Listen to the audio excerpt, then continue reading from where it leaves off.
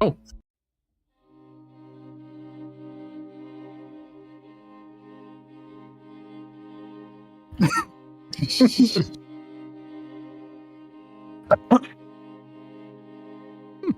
Oh no, there we go. It just took a second to pick it up. Sorry, OBS hates my microphone. Welcome in, everyone. We started really super quickly because I rendered the wrong video for the intro, and I did the bit that's just I didn't realize that the intro. Yeah, I'm live. I'm live right now, Summer, and you're live too. It's happening. I'm live right now. I'm also echoing. Oh wait, you're live? Happy birthday. No. There's an ad running. Discord is trying to tell me you can have, like, I don't know, Discord Prime or whatever fucking thing is called. I hear us. I think he's... Wait. Huh? Why didn't... I had Nick muted for some reason. What? That's weird. Oh, I was muted for you. I was muted for the stream. It was fine. It happens a lot. Let's all mute Nick. Happy birthday, Nick. We can call it a mutiny. Listen, right. It's Blades of the Dark, all right? This is the last thing you will hear from me using this voice until I forget.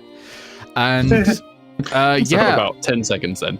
Yeah, sorry, the overlay doesn't have Summer's character on there because I don't know a thing about Summer's character. And also, I forgot to update the overlay. It's not really on Summer, it's entirely on me. I looked at it as I booted up OBS 20 minutes ago and went, well, fuck, I don't have time to fix that. So, Summer's directly above my head right now. And directly under Bree. So... Yeah. That's it, yeah, no, that's it, I'm handing over, I'm done. Words, okay, cool. Words hard. Oh god, I'm in charge now. Okay. Yeah. Yeah. But can you imagine if, you know, someone was dropped on your head to execute you? It would be a summary execution. Oh my god. I'm taking over the stream again. Worst birthday present ever for Nick. No, stop it. Yes, sorry Nick, I'm afraid your god can't help you now. I don't know. Crumpets. It never has. I keep praying. Just please, please. Strike Bree and all of her TTRPG characters down right now, please. And it never happens. Just can't be stopped. You have that power, Nick. You can do it. I believe in you. I can't. I keep trying. Aww. Okay. So yeah, hey everyone, welcome to Blades in the Dark. Hope everyone's sitting comfortably. No. I'm over the age of 30. That's not happening. Skill issue. I am, for one. I just have my laptop on my lap as somebody intended, I'm sure, and just sitting in bed. And I have not looked at my character sheet in some time, but thankfully there's not that much on it because Blades knows what it's doing. Yep. God, it's been a long time. It has. It's been a long... Sorry. Anyways. So, can anyone remind me what happened last session? Because I've forgotten. Let me see. I have notes. Okay, so we had a solicitor from Shelley's Shelves show up and get roughed up a little bit and intimidated into taking us off the soliciting list. We got a summons to the university from Bark's mom. She had a magic box that opens different depending on where you open it, and wanted us to figure out where to open it. There was a puzzle with a butcher and a baker and a candlestick maker and a knight stealing stuff from each other on a table. There was a bunch of stuff. There was a demon. I slapped it and got scratched. I really wanted to fight it, but they talked me out of it. It would have been a very bad idea. Yeah. This was the very bad kind of demon. Oh yeah, we played musical chairs with a demon. I forgot about that. It was fine. We were fine. Musical chair. Yeah, musical chair, yeah. It's more musical bodies, really. Yeah. Oh yeah, Bark walked out with an entire desk under her arm, I believe. I did. Yeah. And we got paid for finding a key to... I don't remember what the key actually went to. There were secret passages that went to a normal corridor. I'm gonna be real with you. I don't remember what we were getting, but we got it. Yep. You basically secured Bark's mum a chill-out room, but Bark managed to get one over on her and solve a little more of the mystery of the box. Da-da-dum. The box. The box. But yeah, it's a new session, new day, a new session, and we're actually not good. Then we left.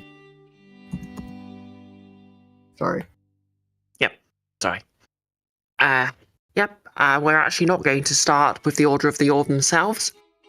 We're actually going to start on a dark corner of the city of Duskvol. Whereas, we're basically at the finish line of a race. A dark figure is sat on the corner with a smaller figure, slightly in the shadows, just waiting at this finish line. The results. Summer, would you like to describe your character for us? Yes. So my hound character is called Richard Scary, also known as Craven Dick to his friends and both his friends and enemies. My god. We are off to a strong start today. Oh my god, you're Craven Dick. That's incredible. And his animal companion is a dog of some kind, a canine, called Buckley, but both jokingly, disparagingly, and strangely admiringly called Mutt Lee by Richard. And they have come to Duskvol from Imperial City, where they were living in the fringes of society and the underworld.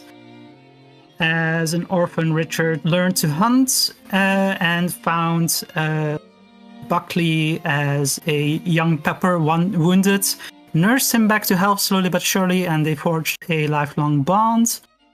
They started working together as hunters in the local underworld. But in the process, unfortunately, Richard became addicted to gambling in illegal underground races. Not literally underground, but, races where... Races? Yeah, just underground, overground racing free. Yes. Is it pigeons? Pigeons? Well, since you're, Dick Dast. Okay, you figured it out. Very good. I thought the joke initially was craving dick, but that's damn it. It's multiple layers, Nick. This is a deep character. This is red hair. deep. There's The dick gets deep. Oh no! Oh no! There's real depth and complexity to this character, with the tragic backstory and many layers, just like an ogre. But yeah, so they Richard started betting on these races that would happen in the forests outside of Imperial City, where basically a human and an animal would be a team, and various teams would race to the finish, and the winners would win money, and also those who had bet successfully on them. And they were doing okay, just spectating, betting small amounts, until one day Richard decided to sign up for one of those, and that's kind of where it all went both somewhat right and somewhat wrong, because suddenly Buckley unleashed a previously unknown strange power that this canine friend of Richard has, where he suddenly just became fast as lightning. So he beat the competition instantly. and Richard used his hunter cunning and expertise to also finish as the first human. So basically, yeah, first human and animal to finish the race. It's kind of like wacky races, but I had to tweak it to make it kind of work. Yeah, so they won. But the head of the local crime syndicate, which controlled the races there, proclaimed that they had cheated and put a bounty out on them, and so that forced them to flee. And that's how they wound up in Duskvol, broke and wounded but alive. Yep, and this is where we, of course, find them. Mm-hmm. Okay, so first things first. Obviously, you've bet on the outcome of this race, so what I'd like from you is a quick fortune roll just to see how you did. How do I do that in Roll20? Okay, so a fortune roll is basically the same as a normal roll, but you won't have any consequences to it. It's just to determine something that's outside your control. So basically, roll what you think's right for betting on a race. Yeah, whichever stat, I suppose. Yeah. Whichever action. Action. I don't know, for a race survey? Yeah, that'll do. Okay. Yeah, so you're Just, surveying, trying to figure out what's going on, if he's winning. Just looking at the odds, all that sort of thing. Mm-hmm. Wait, so it's a fortune roll, yeah, okay, so that's a different type of roll here. Standard effect, okay. Oof. Yeah, unfortunately, it looks like you've done pretty badly here. Great. In What, fact, roughly? yeah, the competitor you selected has come dead last. You've, well, that looks like you don't have 2 coin to rub together right now. No, you didn't. He didn't bet on himself. He was not competing. Hence why he's waiting at the finish line. Richard learned from the one time competing that it's risky. Because that's how he got in trouble and had to flee Duskvol. So Right. currently he's not competing himself, but just feeding his gambling addiction. So Richard is cursing, and Yep. Buckley snickers, dog like. Yep. As you're cursing, you hear a voice behind you.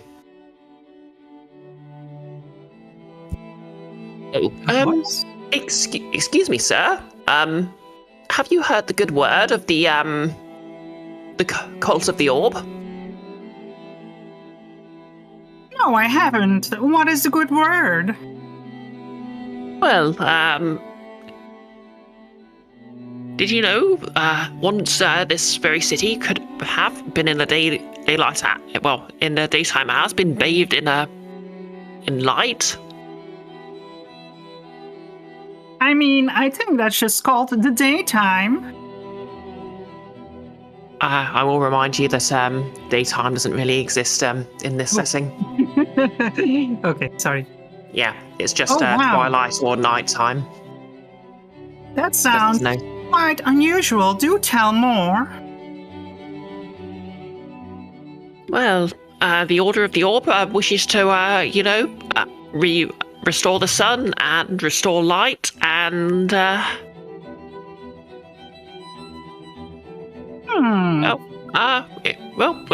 we're a growing gang if you want to sign up. We offer many benefits, such as, I need protection right now.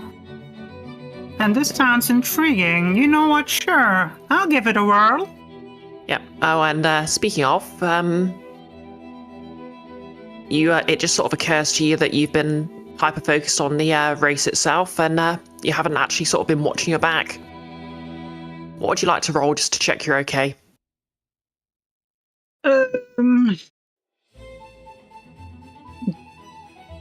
That feels like it could be a hunt or a prowl, maybe? Yeah, both sound acceptable for that. Okay, I'll say He tries to do it not too obviously, so prowl. Okay, cool. We'll call this risky standard. Would you like to push yourself or take a devil's bargain? Not right now. Okay. Yep, roll away then. Oh. As anyone familiar with the system will know, that rolling 2 6s is in fact a crit.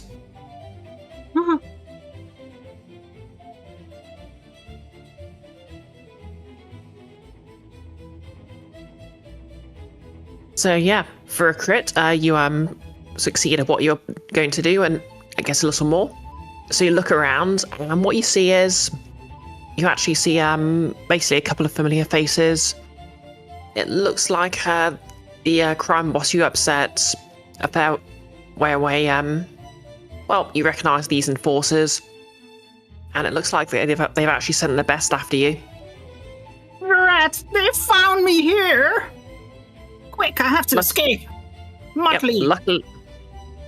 Luckily, for a crit, you fought ahead and have actually changed your hat since they last saw you. So you're basically unrecognisable. I put on a slightly smaller hat so I wouldn't stand out quite as much. Oh, well, it looks like you need to disappear quickly. Perhaps we can sign you up right now. That sounds splendid. Oh, do you pledge your service to the orb? And this sort of skinny little figure in like acolyte robes holds out his hand for a handshake. Richard shakes their hand. Well, the pack's sealed. Let's get you to the temple. And Richard, you basically realise a mark's appeared on your wrist. Why, how curious. Now, you'll know this... Yep, you'll know this is actually an ability some spiders have. You are basically have agreed to serve the order now. Spider as in the Blades in the Dark class, not actual spiders, I hope. Yeah, the plague book, not actual spiders. Or I'm going to be much more terrified. Yeah, don't worry, they'll come later. A spider goes onto your wrist and marks you. Riders have secretly been canon to Blades in Dark this whole time, and we didn't know. Yep. And we're going to jump cut to the headquarters of the Order of the Orb, a hidden temple. So, what's everyone doing? Spectre is taking apart and putting back together lockpicks and various other thievery and assassin gear. In private, there is very little sound, just the sound of polishing and cloth on metal. There is suddenly a very large amount of sound as Bark punches something, which causes a chain reaction to cause a bunch of things to fall over. Yep. Bark! Unfortunately, a couple of shelves have been broken. Throw down my not the tools shelves again. and head off to...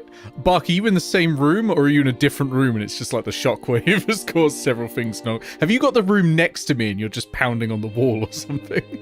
I have got the room right next to you, Yeah. and if you walk in, you'll see Bark is punching like a punching bag, but it's like it's mounted way too close to the wall, so occasionally a good punch will knock it into the wall. Yeah, I will walk in and be like, Bark! You must understand, I need quiet, I need patience, and I need no interruptions. Look, So both of you keep it down. I'm trying to write sermons here. it is not my fault these rooms are so small. If I had a bit more room, then this wouldn't be an issue. And she goes to punch the thing again, and it swings towards the doorway. Just, you chose room next to me. You could have chosen any other room. I mean, I was actually assigned this room when I started working here. You're the one who chose the room next to me. Ah! Fine. Fine. I will simply have to create space for an, punching bag somewhere. Oh, Spectre, I think the shelves are broken again. Of course they are broken. You keep punching everything. I will go find Frost and Cray and see if they can do fixing. Yep. Oh, yeah. Meanwhile, Frost, I believe you said you were writing a sermon. Yeah, Frost is probably in a room not far from theirs, I suppose. He has his pocket sort of Bible that he has with his own Andalist beliefs and stuff that he grew up with. He has that open on the table, but it is dwarfed by far from several larger tomes of both Andalist literature and the literature of the Order of the Orb, because he keeps finding weird places where he's trying to reconcile the two, and now he's trying to write original sermons on that, basically. Okay. And lastly, what's Cray up to? I imagine that Spectre is wandering around looking for Cray to help with the shelving. But Cray is actually sitting on the roof in his usual spot, serenading the ghosts of the night. Yeah. This is how people keep finding their secret headquarters. I was going to say, actually, I was going to ask because I did fill out the clock as part of my downtime of working out how solicitors keep finding the cult. Oh, yeah. Yeah. Now I finally know. It's all Yeah. Cray's fault. Oh no! You see what's actually happening here is when, like, you know how sometimes when you go to a store, and like they try to get you to sign up to like their newsletter or whatever. Yeah. Well, what happens is Bark always puts down the address of the cult. Yeah. Keep Oh, yeah, signing just Spectre up to junk mail. Yeah, just as a quick reminder, it did turn out that was because they were tracking the activity of one alias.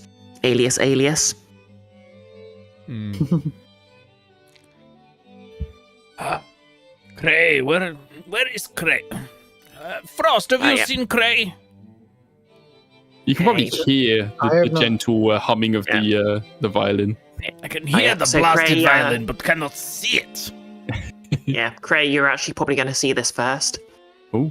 You actually see one of the so obviously the cult as a crew has a group of acolytes, and you see one of them returning with a couple of figures in tow. Everyone else, a moment after Cray sees this, you'll hear the acolyte giving the secret knock on the door. I think Cray pokes his head in through like a rooftop skylight kind of thing and shouts down to Spectre. Oi, looks like we got some new recruits, guys. Now, do you know that they are not solicitors or evil people who mean evil things to us? Oh no, that's the knock that the acolytes give us. I'm surprised they still talk to us. We treat the acolytes poorly. I mean, I can see them. There's one of our guys. Sorry, I don't know their names, but yeah, they got. Unless it's one of them, like they've got them hostage and they're bringing them to us to take us over or something. Should we fight them?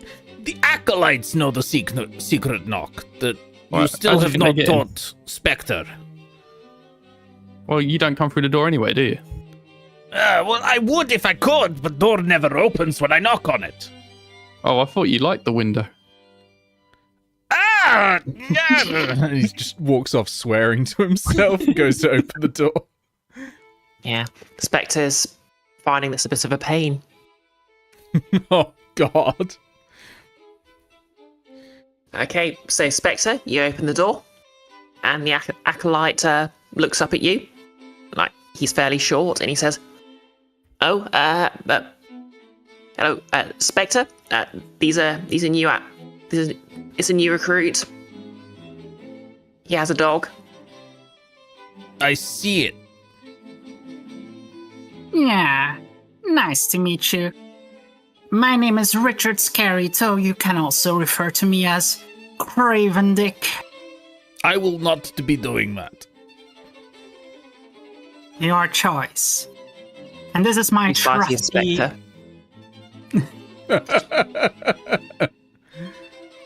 And this is my trusty canine companion, Buckley. And you So wish I- to join Cult of Orb. Well, it appears as though I already have, judging by this mark on my wrist. That you- happened to me as well, yes. Yes. Cray jumps down through the skylight and lands and immediately runs straight up to the dog and starts petting her. Oh my gosh, he is a doggy. Okay, Cray, what would you like to roll to successfully drop down from the skylight like that? Ah, Because shit, that is what very have I done? cool, but I was gonna say, you're kind of infringing on my copyright now. Yeah, I'll just roll a prowl, I guess. Oh, finesse. I'll go for finesse. yep, I've that got sounds nothing good. in either of them, so this will go well. Oh no. Oh wow. Okay. Yeah. So you basically land a bit hard, and it doesn't look particularly cool, but you just sort of avoid, face planting, and you might feel it a bit later, but you haven't really injured yourself. More interested in just But- getting to the doggy, so Yeah. And Cray, it's worth we it. have You get to pet a doggo. staircase. yeah, but this was quicker.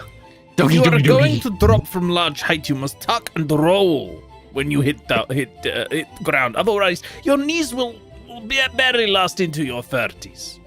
Cray is completely ignoring Spectre and just petting the dog vigorously. Don't listen to this. Don't listen to this, nerd. You go for the 3-point landing. It looks cool and it's intimidating.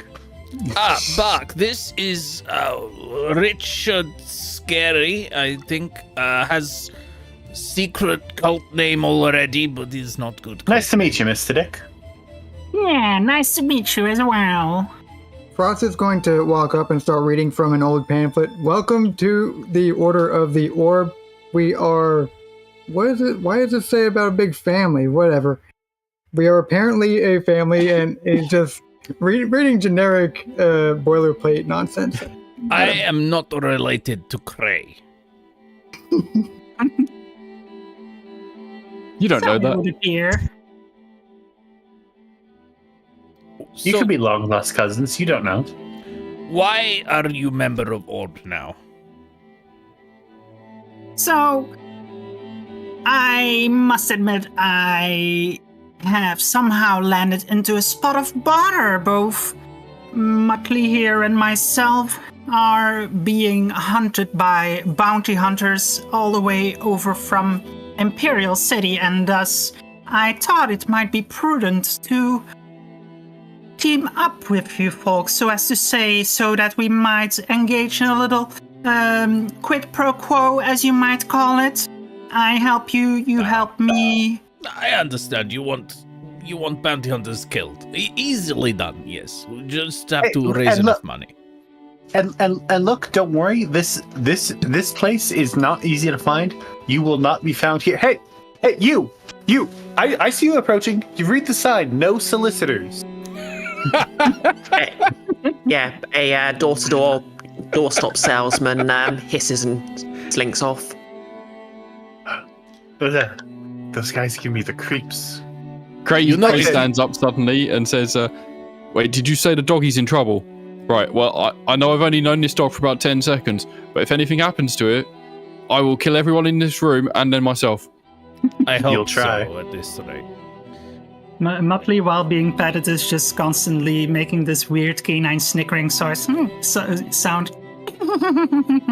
Frost is still reading the pamphlet, getting more and more confused as to what it says, but it just you'll try and you'll end up with your head somewhere in another city. Good doggy. Good doggy.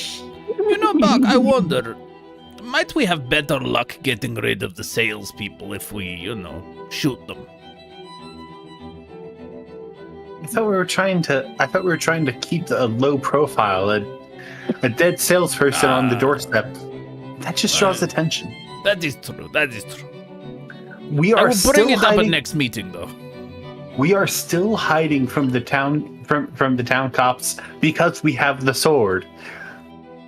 And Bark points at the chainsword, which is very unceremoniously placed on a shelf that's barely. The someone kitchen goes is like- in with the other kitchen knives. Just Yeah. No, you know how you have your keys dangling from a hook next to the front door? Like, it's just on a chain hanging by the door.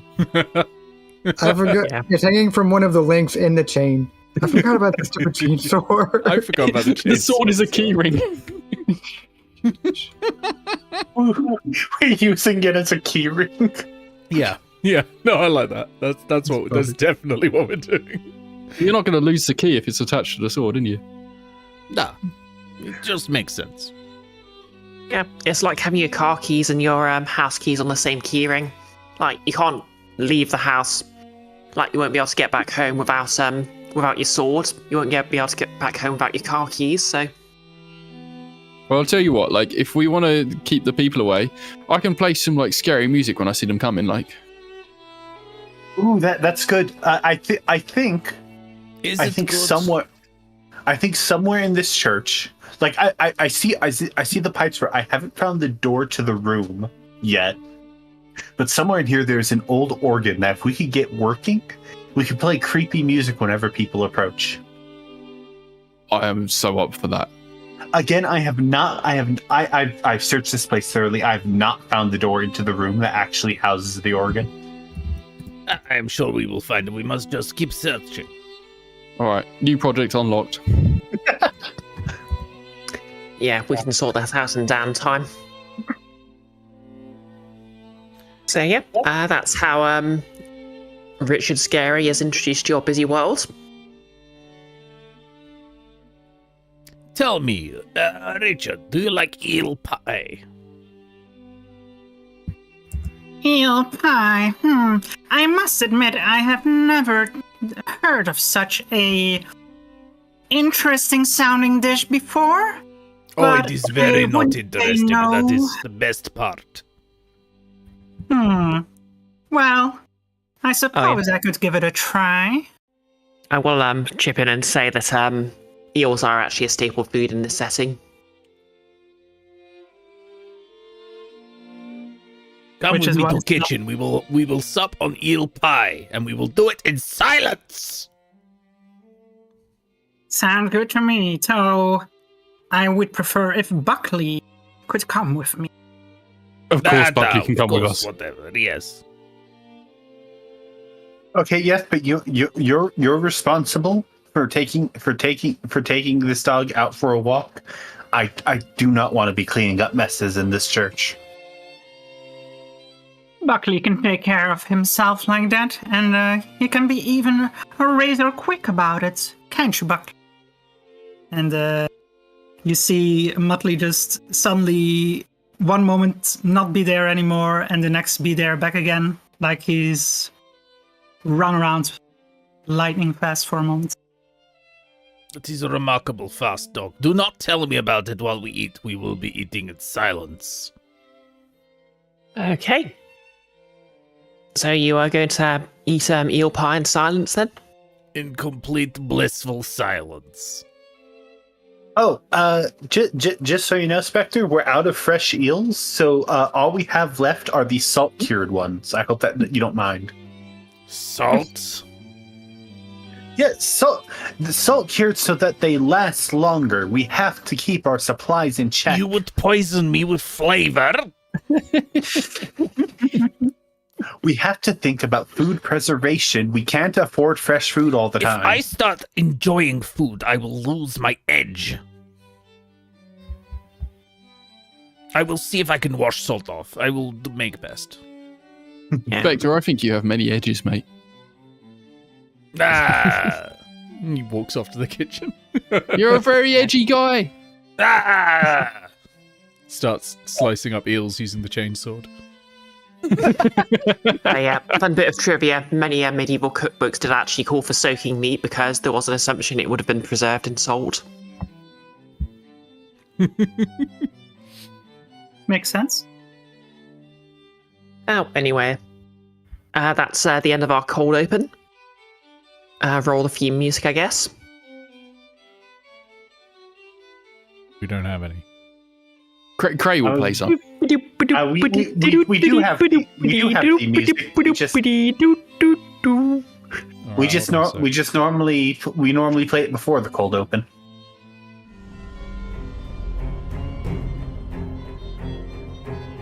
You're all muted at the moment because we've just gone back to the intro screen.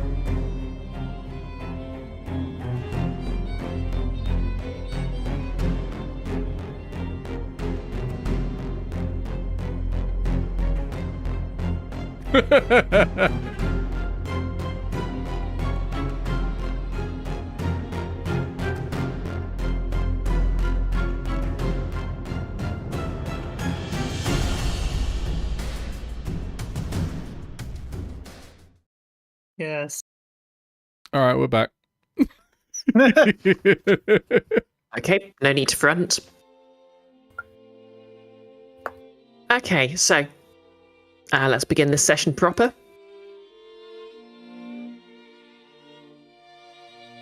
Okay.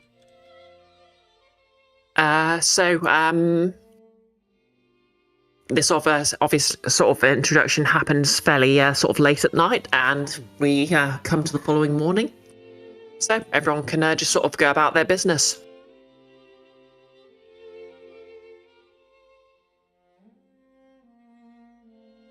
My business is, again, polishing things and swearing at Buck. Okay. Spectre, I thought you were fixing the shelves, mate. I was trying to get you to fix shelf. Well, you're the fixer. I'm the not entertainment. fixer, I am killer. I kill thing, not shelf. Oh yeah, I'll just expedite things slightly. Does anyone have any business outside the actual temple? No. No. Just serenading ghosts. Just waiting for a job, really. Yeah, as much as you said earlier that we're a busy lot. Well, Richard's been working on a little project since he came into town to try to acquire a special vehicle that can make use of his canine companion's special speed. Oh yep, how wacky. And well, he's not made much progress, but he is presumably going to be out and about. Whereabout would he be making his inquiries? Wherever there might be engineers or mechanics. I believe there was like a university district of some kind where there might be scientists, researchers, the like. Yep, there is a university. Is anyone accompanying the newest member, or is he sort of free to wander on his own? I mean, he has the mark binding him to us, so it's not like he could betray us. The person, Daphnia, are they at the university? Who, sorry? Daphnia. I know nothing else about the NPC, but I've got something in my notes about Daphnia knowing about us, and that's it. Daphnia. I think that was... I remember something like...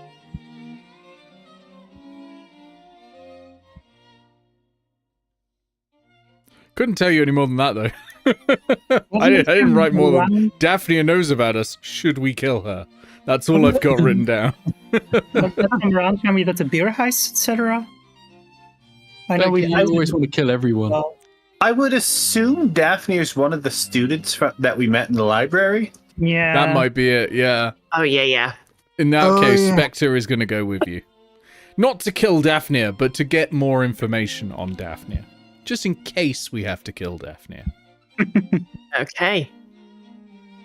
So, as you're both wandering about, unfortunately, Richard, you don't make much progress. Like, you try and sort of wander around the university, just asking people, but unfortunately, everyone has a cone on their head, and they just can't quite make out what you're saying.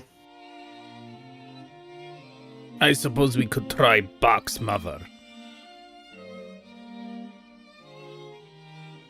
Box muffer? What is a box muffer? You met Bark, you know. Oh, Oh, punches Bart. things a lot. Yes. Yes. Bart's Bart's mother, eh? mother works here at university in high up place, and I haven't mentioned it, but there is, I think, a little chemistry here between me and Bart's mother. Nothing untoward, but I think nothing like that. No, nothing like that. No. Sure. No. Well, Simply they may call me friendship. Craven Dick. I'm but very good I at getting know- on with people, and I mean simply friendship. I do not have that in my notes, although I don't have Daphne in there either. No, Spectre's Okay, totally misunderstood the situation. I knew that, but I didn't know that was where he went with it. Somewhat ironic for Okay. Spectre to be the one bringing the flavor. Okay, so as you're sort of walking along, Spectre, you are sort of hear a voice just coming off to the side. Oh, excuse me, sorry, I forgot your name. You know Bark, don't you? If anyone is ever this hesitant, you just keep walking. This is Spectre's school of breaking and entering someone. If they are hesitant and asking, "Oh, can I bother?" you just keep walking. Oh, yeah, Spectre, that was it.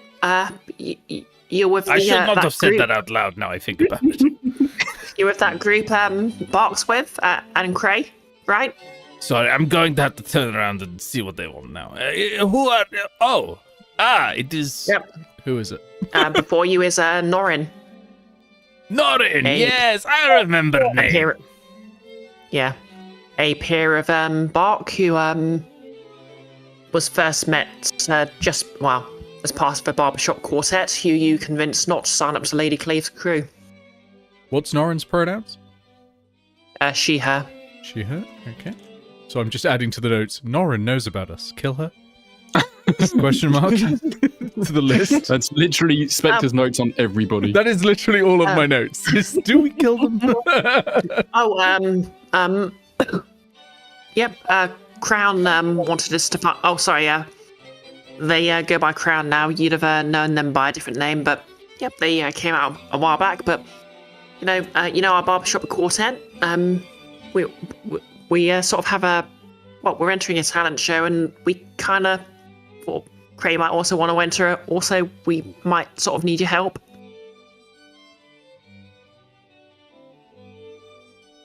Fine.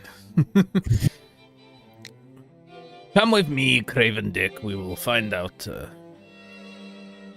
what they want, and then maybe they can help us with your problem. Yes.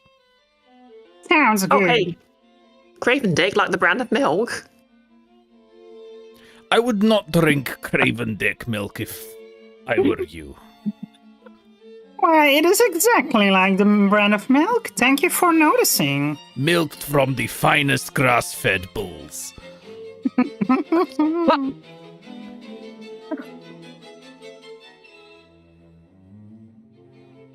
I wish that inspiration was a thing in this game so I could take it away from you.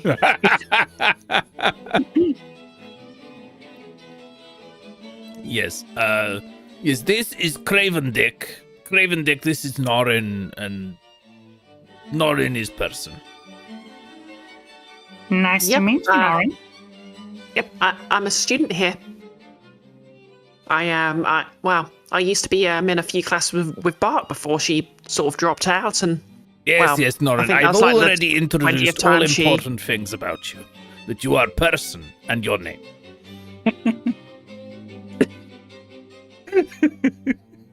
but yeah,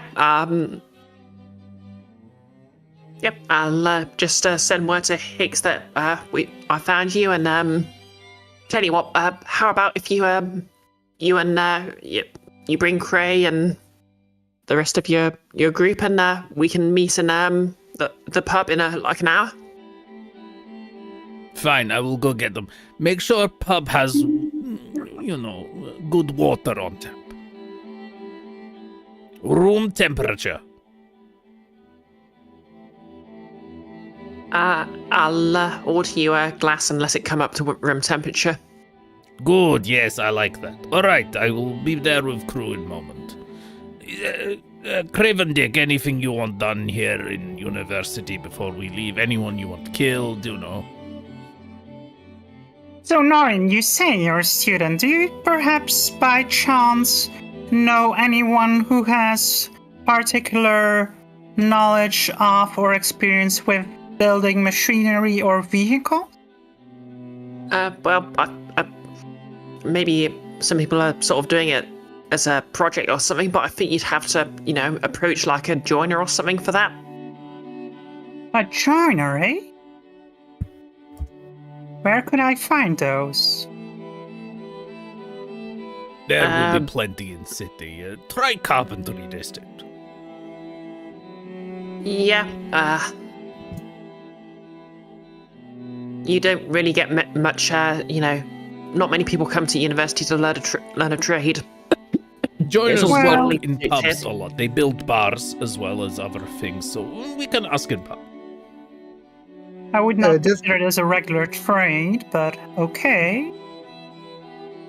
Just to be sure, Summer, you do know what the basic situation is with the vehicle technology in what's it called? Duskvol?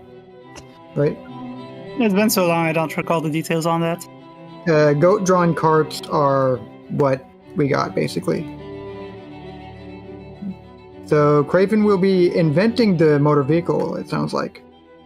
Well, I don't know, was that ship had a motor, probably, of some kind. Yeah, steamships are basically the most advanced, sort of Leviathan blood-powered ships are the most advanced And we have sort of trains. technology. Oh, yeah. Yeah. Steam-powered car.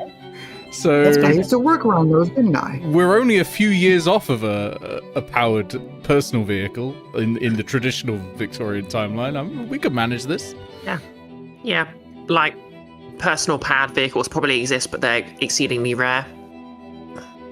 Just stick your feet through the bottom and just Flintstones it up. Well, that's basically... Richard is looking for a convertible that can either go by regular speed for the setting, or that can be sped up by Buckley running super quickly. Basically that. You could just have a cart and have a goat or Buckley in it. Well, yeah, so yeah, a goat? Yeah, I goats hear are the it? standard. Yeah. Okay, yeah, so yeah, sure. So yeah, it's basically to try to be covert about Buckley's power of just being super quick, but being able to utilize skill when it can be handy for a quick escape or something. So that's Semi- nowhere near as hard as like an actual car, I guess. A semi, what do you call it? A semi-animatronic goat suit that Buckley can pilot. Go mech.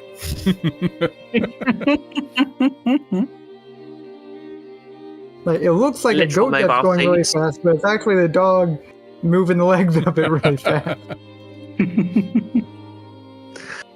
Okay, so yeah, I will say if you want to roll to try and fill that downtime clock in a bit, you can.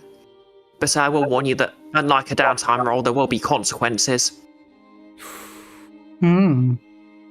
Interesting. I think Richard would be inclined to give that a whirl. Okay, we'll call it risky standard. Would you like to push yourself or take a devil's bargain? What could be a devil's bargain here? Your creditors will spot you. Well, not your creditors, but someone who's after the price in your head will spot you.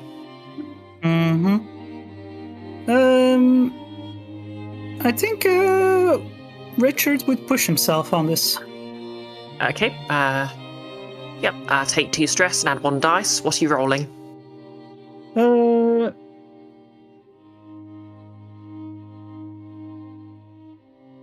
this is basically again trying to gather information on someone who could build this kind of vehicle, right? So I think survey. Yep, survey sounds good. So that's risky, standard, 1 bonus die. Yep, 1 bonus die, mark off 1 stress. Sorry, 2 stress. Yes. Darn. Unlucky. So, yep, you can still have... Well, no, this is a normal roll, so I'm afraid you won't get anything of that, and instead there'll be a consequence. Okay, so as you're sort of asking around, this is going to be before, obviously, you get the rest of the crew and head to the meeting place. A figure approaches you and says,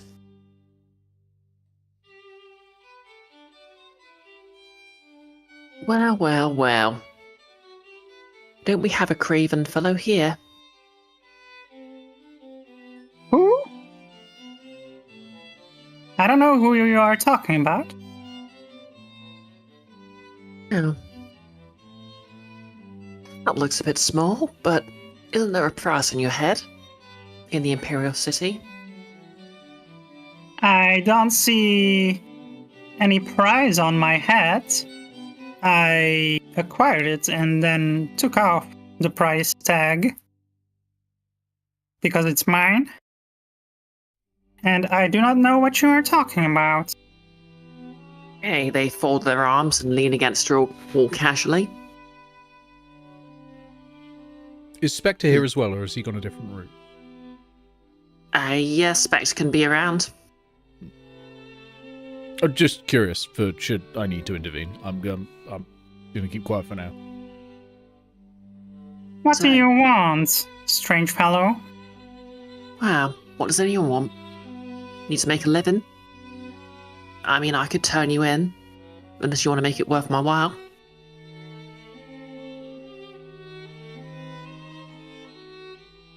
What would that cost? What you got?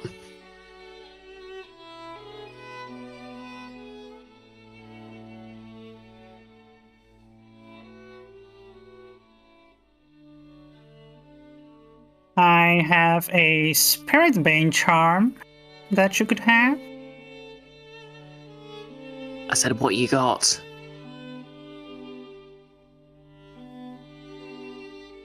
Basically, everyone has a Spirit Bane charm, so that's not particularly impressive unless it's I made of figured gold or as something. much, but yeah, he's just trying to get away with these.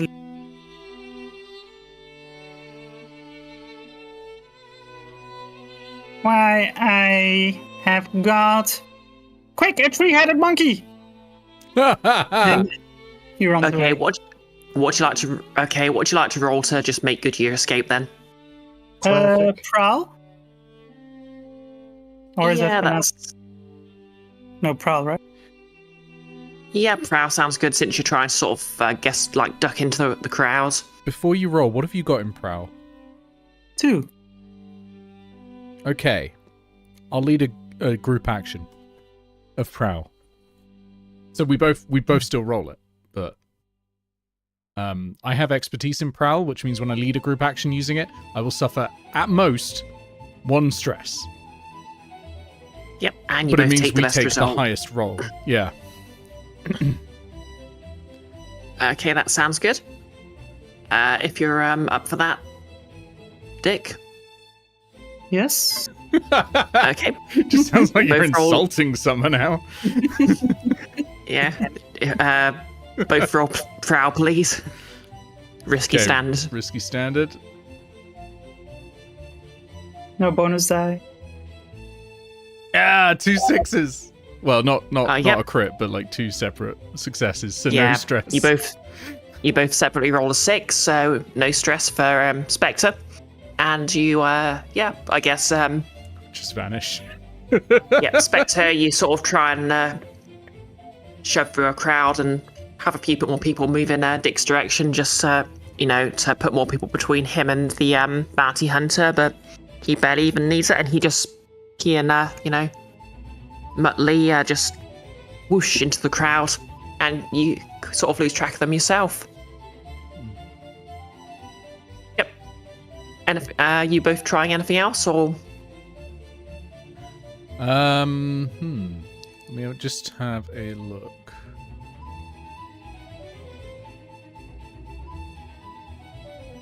I mean, I'll just vanish by using shadow to not be detected. Okay. That does spend my special armor, but I'll do that. 'Cause this well, is what I'm good at. Well, you don't need to spend your special armor for anything because you already managed to get away with a 6.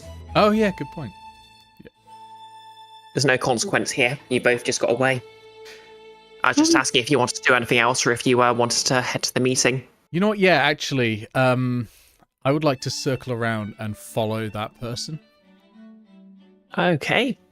I want to know where they go. Okay. Would you like to roll? Hunt. Yep, hunt makes sense. You're tracking someone. We'll call this we'll actually call this controlled standard because, you've managed to get clean away and now you're stalking them. Okay. Yeah, I think once Richard realizes what Spectre's plan is, Richard would go along and also go on the hunt. Sounds good. Okay. Do you want to make this a group action or? I don't know. Actually, you're probably really good at hunt, aren't you? I've got 3 dots in it. 2 dots? You got 2. Let's I'll lead a group action on this one if you want. I don't get the benefit of what I got from Prowl, but theoretically we'll both succeed and I won't take any stress. Okay. Well, I got a 5. Ooh. Yep, no stress at least. And that's a 5 with a complication. So yep, you follow this figure back. And he basically doesn't go anywhere in particular. He's just like, he's not like one of the people who've been specifically dispatched to track Dick down.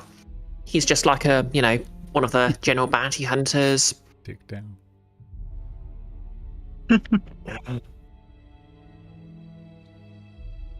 This new character is this is just going to get harder and harder, isn't it? So you basically track this bounty hunter back to their basically you know where they live now. But I will say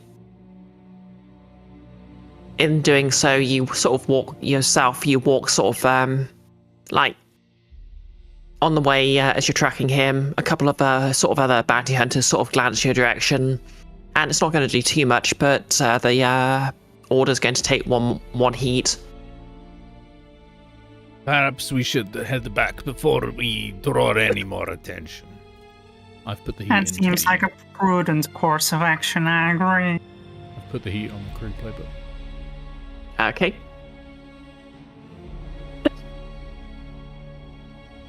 Okay. So if you're heading back, you can inform the rest of the order and head to the meeting point in the pub. Let's go. Okay. So we'll smash cut to the pub. The entire crew's here. This is like my favorite pub in the city. They are famous for their extra cold ice water.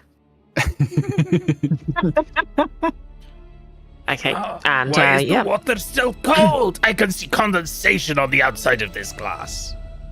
Yeah, so before you are Brown, who, as you've been told, recently came out and goes by they, them now.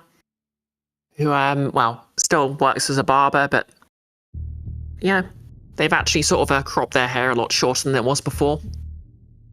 And they're basically dressed in a sort of their barbershop uniform, so they've got the, that sort of weird sort of 50s style get-up, which is actually kind of weird in a Victorian-esque setting, and that little straw hat thing.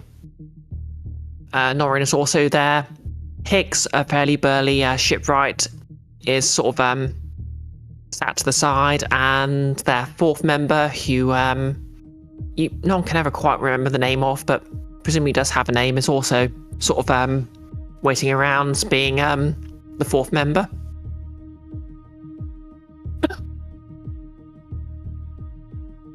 And the 4 of them are waving at the crew as they come in. Keep it down, do not raise attention. Mark waves back, very large and obviously, like the entire arm waving up above her head. No. Norin waves energetically to Bark. Oh, hey Bark, over here, Bark. Yep, we're on our way.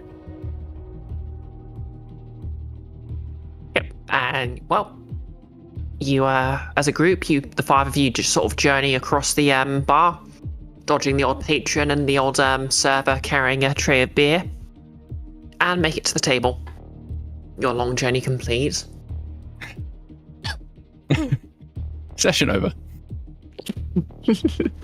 I think Cray's been trying to keep a somewhat low profile. Last time he came to this place and performed, he didn't do a very good job of it, and is feeling a little bit sheepish about that fact.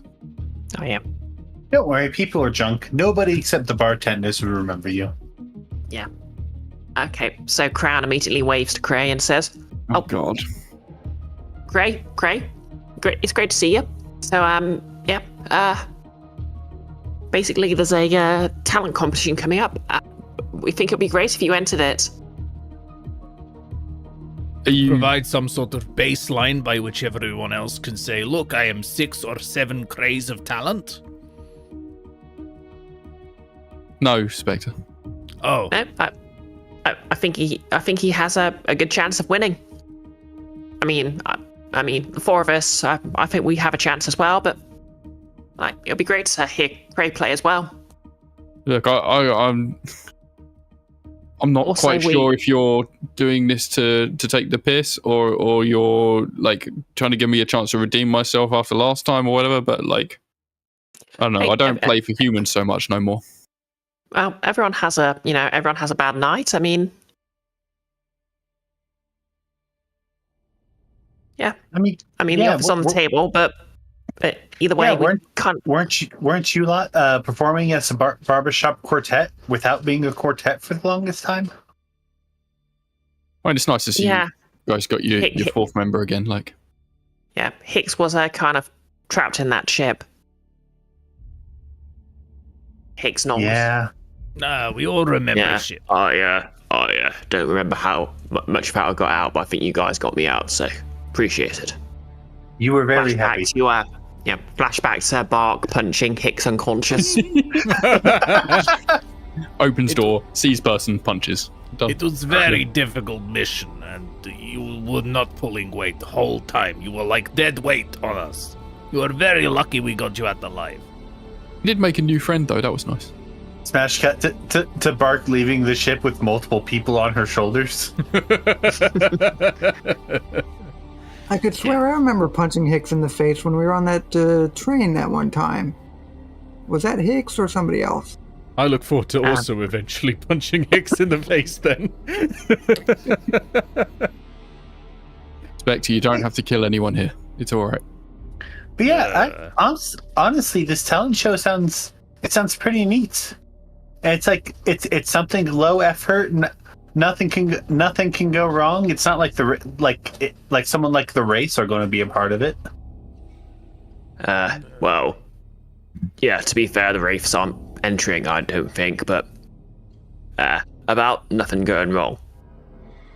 Yeah.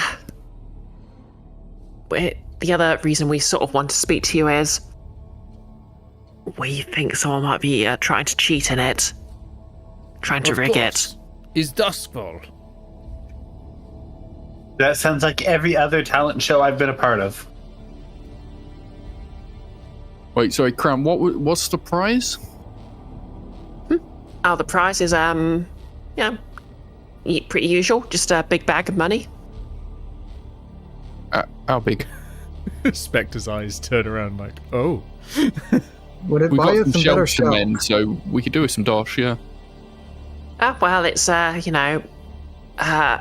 think I think your sort would call it like, well, it's basically the usual amount of silver, like 4 coin. 4 coin, that is a lot. That could give us a whole supply of shelves.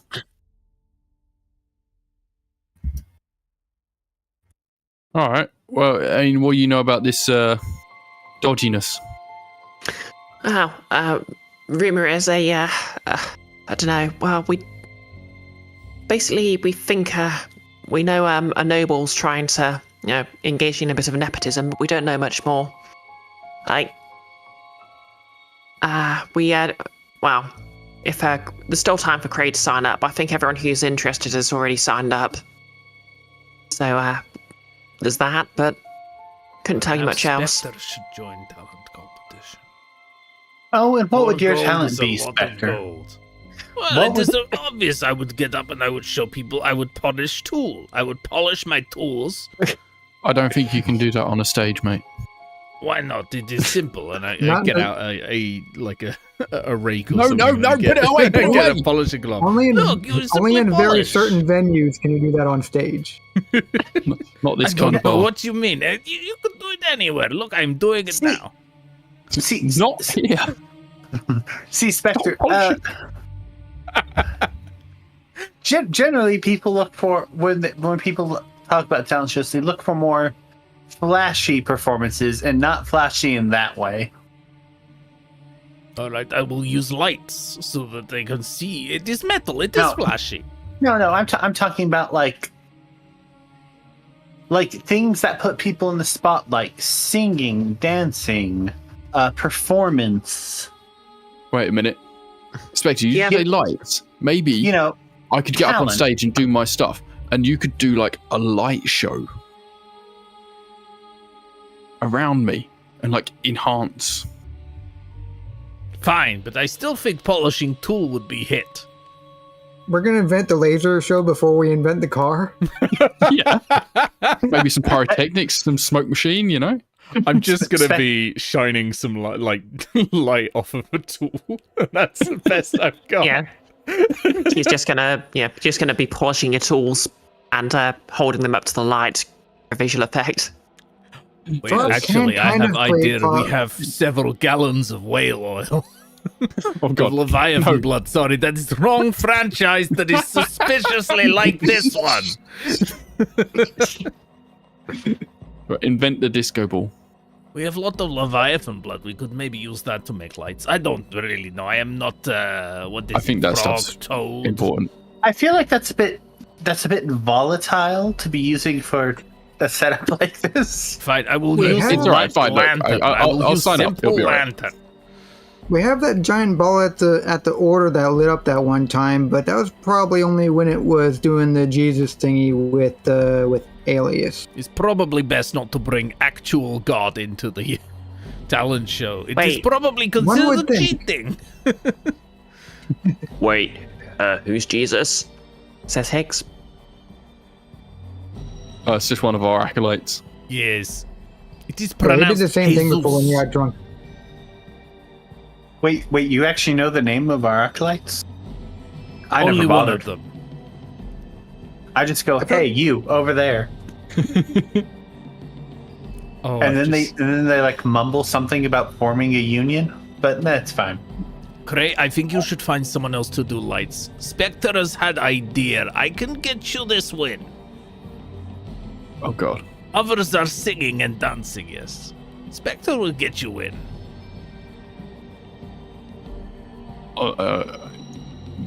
Okay, maybe we should coordinate what you're actually going to do so that I'm not surprised. Well, you see, I have this, and I pull out a small vial of clear liquid. It is silence potion. Hard to sing if silence potioned, yeah? Yeah, but no one's going to hear Well- me playing if it's silent. I'm not using it on you, you fool, on the enemy. Well, Crown speaks up. I think I should point out not everyone's singing. And they pull out a list. Let's see. Crowd Cackles is doing a completely silent clowning performance. Oh, not the mimes. Mimes. Oh, They I was about to they say. always laugh in the face of Spectre. Lacella's doing a psychic reading. I mean, she probably does need to talk. Wester's doing some feats of strength. Wester? Wester? Wester is here. Yes? do you know Wester? Yeah, we know Wester. Do you Wester know was Wester? one of the potential contracts that we had early on. Build a shelter, remember? Is Breeze must have been making before. everything a Resident Evil joke coming back to haunt us or something? I'll be honest, I just chose Wester as one of the names in the rule book. You know, Wester was one of the major NPCs we've had to deal with. Wester. Really? I don't remember what. Yay. Wester built a shelter. Is who we stole all the Leviathan oil from. Huh. Or blood. I'll get it right eventually. No, not the hunter, I don't think. Just don't know if you know him. Nice guy, very tall, bold. No, I do not know any tall people. Bark just standing there. Yeah. Towering Bark- over bark- Spectre. Bark sitting next to you at the bar, a clear foot taller. Yeah. Yeah. Oh, Milos is Milos and Raven are sort of doing a dramatic performance of classic oral tales. I will silence potion them. They will be ruined. Oh, yeah. Lenia's doing professional pancake flipping. Oh, You delicious. say I cannot polish tool on stage, and yet someone is flipping pancake. Hey. Do not underestimate the pancake flipping. That person has won 3 talent shows in the past 5 years with that. They are a menace to society. Do not underestimate the polishing of tool. It is mesmerizing. Yeah, It is Lenia boring. Callis really puts her heart into her pancake flips. And they're delicious pancakes. Okay, plan 2. How many Okay. of them do I have to kill? Look, None. Wait. Crown here said that there was some problem and some nobles trying to dick around with shit, right? So maybe you can look around for what's going on there while I'm putting stuff out backstage, right? Good plan. It sounds like we're getting to the engagement role. So what I'll say is, if you sort of pick your approach, and then you can do any sort of preparations you need to, and we can get to the engagement role. What are the approaches again? Assault, occult, deception, social, stealth, or transport. They're on the sheet. Yeah. I mean, this very much feels like a social. I almost Kind feel of like we around need this. 2 different engagement roles because I feel like we're splitting into 2 different groups with completely different objectives. Yeah, Wait, I where- mean, you where on can. the sheet? I mean, if Just above some of Pops. you are Right. entering the talent show, and some of you are sort of doing stuff in the background, you can still run off the same Sabotage. engagement role.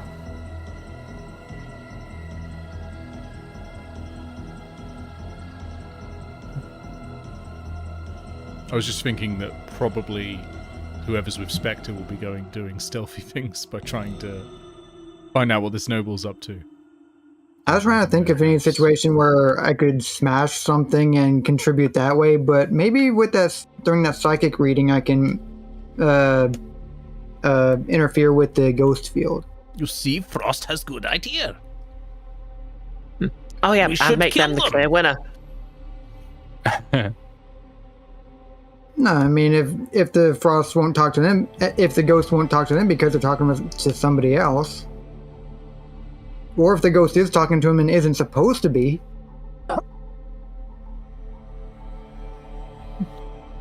I mean, look, Okay. I can probably win the competition if I try, right? Like, I'm more concerned about someone pulling some nonsense, you know? Yes, you leave that Okay, to us, so- Cray. We will sort it out. So for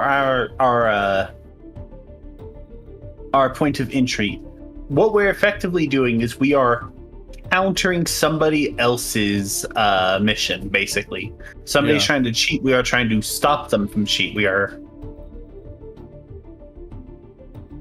Yeah, So I'm basically, one- we're running defense I'm- this time. Yeah, I'm wondering if that would be because it's basically we're reacting to somebody else. Would that be social? Like we are Yeah, we're having yeah, that somebody right. we're having tracks. one of our own enter the contest. That's how we're getting in, and we are basically running counter interference against another faction. I feel like social may be it. Yeah, I feel like social is the one that makes sense here. I think that makes sense, yeah. Yep, sounds good. So we need a Okay, connection. does anyone... Well, we Yeah, got someone in the... so the connection... The connection is one of your crew is literally entering. Yeah.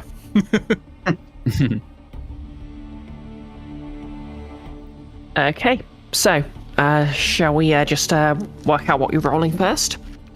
Yeah. Loadout-wise, Okay. I'm going light, sadly. Oh, yeah. Same. We'll take your loadouts.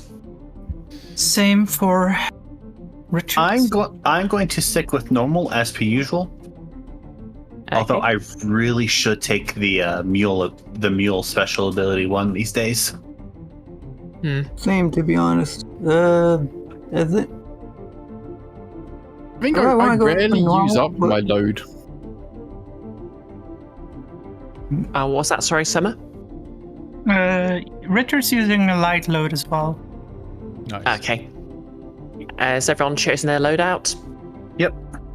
I'm gonna stick with normal as well, I guess, since Iris is. Okay, good. You sort of... How are you wearing your sort of normal loads then, Bark and Frost? You just sort of openly carrying some gear on you, or... I'm gonna be honest, that's what I was worried about. I suppose I should go light. I can't carry the hammer around absolutely everywhere. Yeah. Just to remind you, light means just dress normally. Normal means you're clearly up to something, and heavy, of course, mean it's pretty clear you're off to some sort of commando operation. Yeah, 6 is like you have a duffel bag of junk. Is a gist that I've gotten in normal is you have maybe a backpack on. Yeah. I mean, you could still be carrying a fair bit of stuff stealthily if you have a reasonable pretense for it, basically. Mm-hmm. You could... Okay. You could stash a duffel bag somewhere as a... Wait, no. I think what I can probably do, I As a could probably flashback. get away with heavy and go in with Cray and be my roadie. yeah, like I'm carrying Cray's stuff with me. So I could go in heavy that way. Smart. Yeah. It's almost I like their it. violins. Yeah. I mean, there's more than violin. There's more than the violin. There's the equipment. There's. Mm. Yeah, I think I could get away with going with heavy by acting by saying I'm carrying Cray's like equipment and stuff. Okay, I like it. There might be some consequences, but we'll get to that when we get to that. There's always Consequences, There's consequences. always consequences. I think I might enter in with Bark, but I'm gonna stay with light in part because I should just try and find ways to get around using the hammer at least once, or Okay, fair enough. having it open to me. I guess. Okay. So, everyone agreed then? Yep. Mm-hmm. Okay, so the engagement roll then. Mm-hmm. 1 dice for luck. I think this is going to be a very high engagement roll, is it? No. Our plan does not exactly expose a weakness. We don't even know what their plan is. Yeah, I mean, it's not bold. It's not. Yeah, we are it's very much yeah. in the defensive on this mission. Yeah. Mm-hmm. Okay.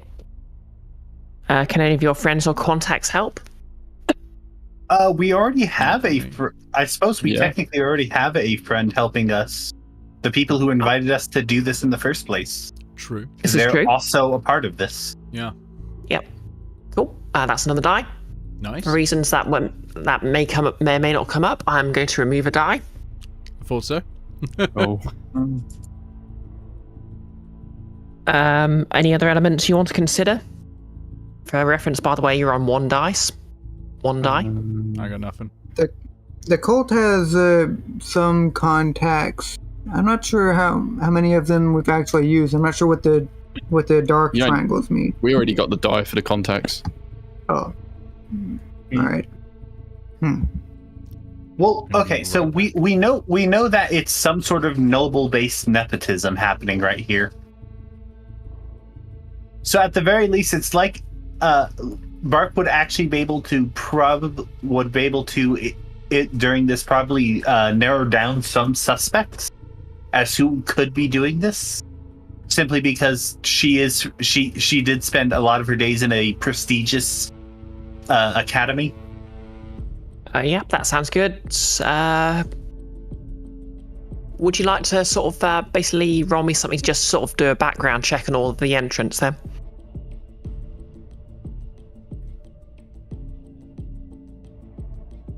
Okay. Yeah, I could probably roll study for that.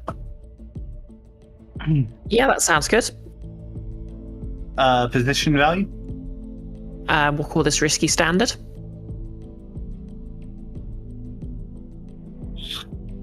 Do I? I do. I want to trade position for effect. yeah. Okay, we can make this desperate. Great. Yep. And because it is a desperate action, I get Point of XP. no, I get well, yeah, but I also get +1 die to the roll because of the daredevil feat. Of course. Roll away then. +1 bonus die. Submit. Ooh.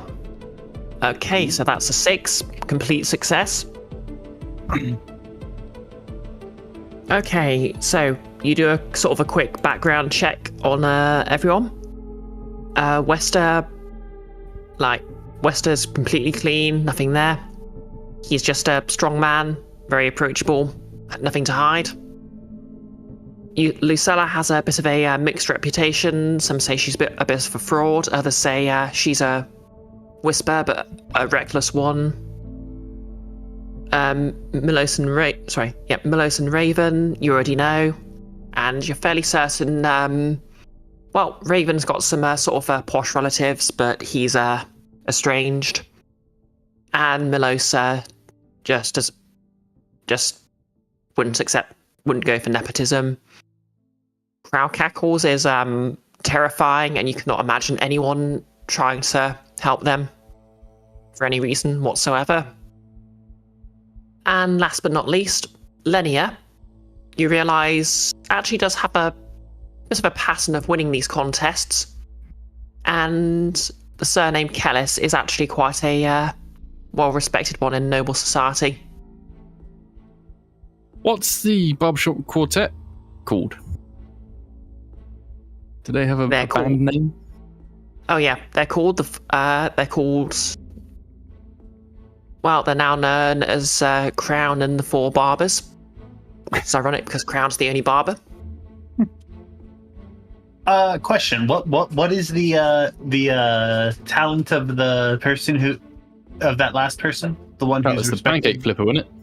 Yeah, Lenia Kellis is the pancake flipper. Were the pancakes alive this whole time? Yeah, so can I argue, since we have like a potential suspect down, that's an additional die added to our engagement roll? Absolutely, you can, and that's perfectly reasonable. So now you're rolling 2 dice. Presumably, as this is something to do with a noble, this is a higher tier than us.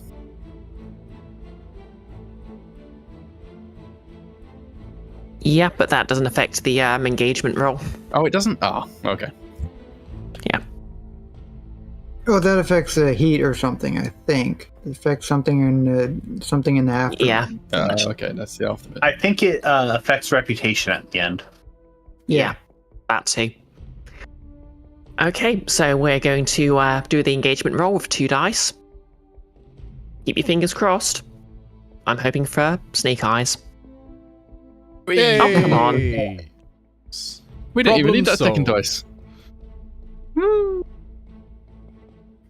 Okay, so that's a 6.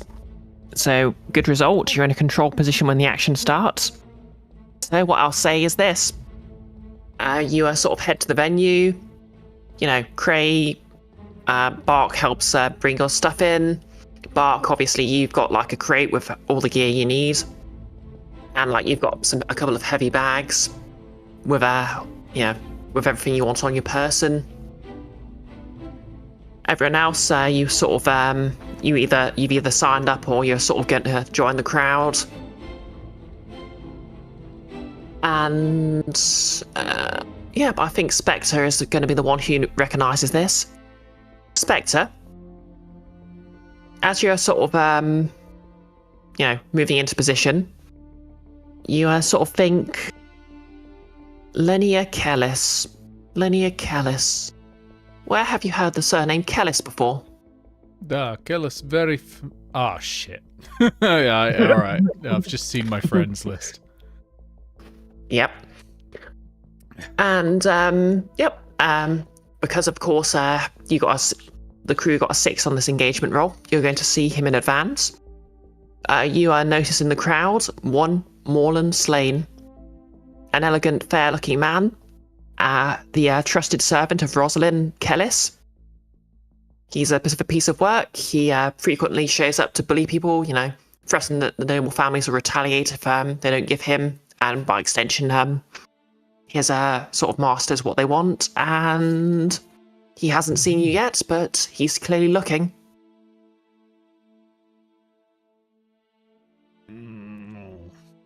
I'm gonna try and sort of duck down and keep a low profile and try and make it back to I can't. Well, Bark and Frost are going to be. Well, no, Frost and Bark are going to be sort of slightly separate, presumably, to us and Dick Cowardly.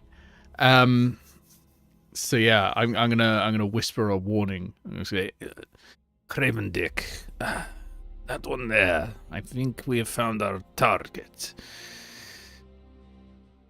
Do remember that you are allowed to spend 1 stress to whisper something to everybody in the group or the entire cult. Well, the thing is, Yes, you have. Kellis knows You have the me, group chats.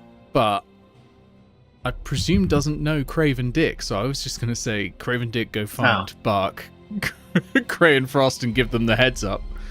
I'm just bringing up that is an ability, a crew ability we have. Yeah, I spend stress all the goddamn time. I'm gonna try and be a bit more careful with it this time. So, Craven Dick, I need you to go find Bark, Frost, and Cray. Warn them that we are actually dealing with the machinations of Rosalind Kellis. Okay, no problem. I can do that. And Richard goes and finds Bark, Cray, and Frost and conveys the message from Spectre.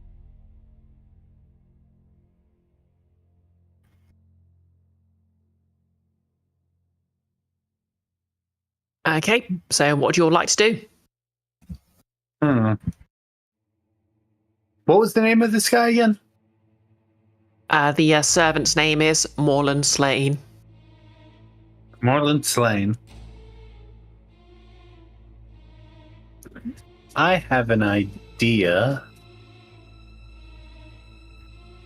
but that does require me to go into the more social stuff, which I'm not very good at.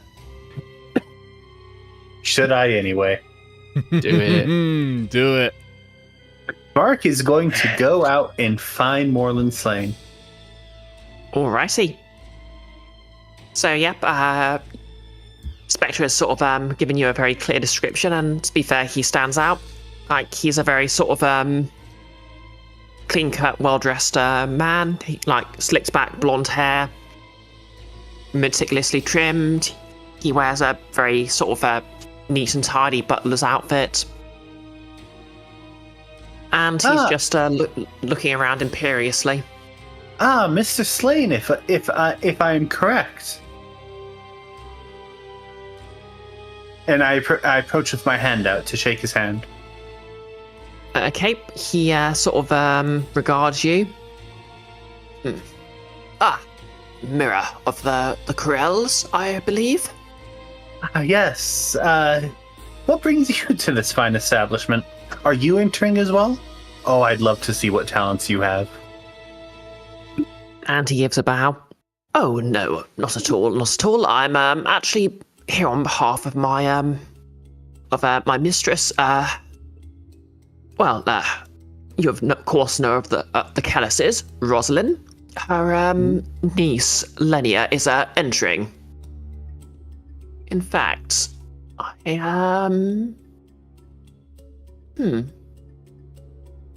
would you like to earn some money on the side? I mean, you do know how much I love to earn some money, but I'm actually I actually found you on orders, should I say, from my mother. I'm sure you know her. Oh yes, of course. Who doesn't? And I'm going to pull out some documents from my load. Yes. Well, some of the documents I have stolen from the university, of course. Yes. Well, I'm. My mother needed me to go over with either you or one of the members of the Corel. You're here, so I feel like you'll be. There are some outstanding debts to the university, and this very much needs to be done as quickly as possible. I hope you understand. Yeah, as you say this, his face falls and he wrinkles his nose a bit.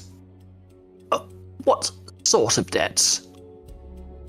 Oh, you know, just simple debts, a few favors here and there that were promised. Okay, and what would you like to roll to sell this bark? I will say, because you're approaching this from a controlled position, you're going to have a good position either way.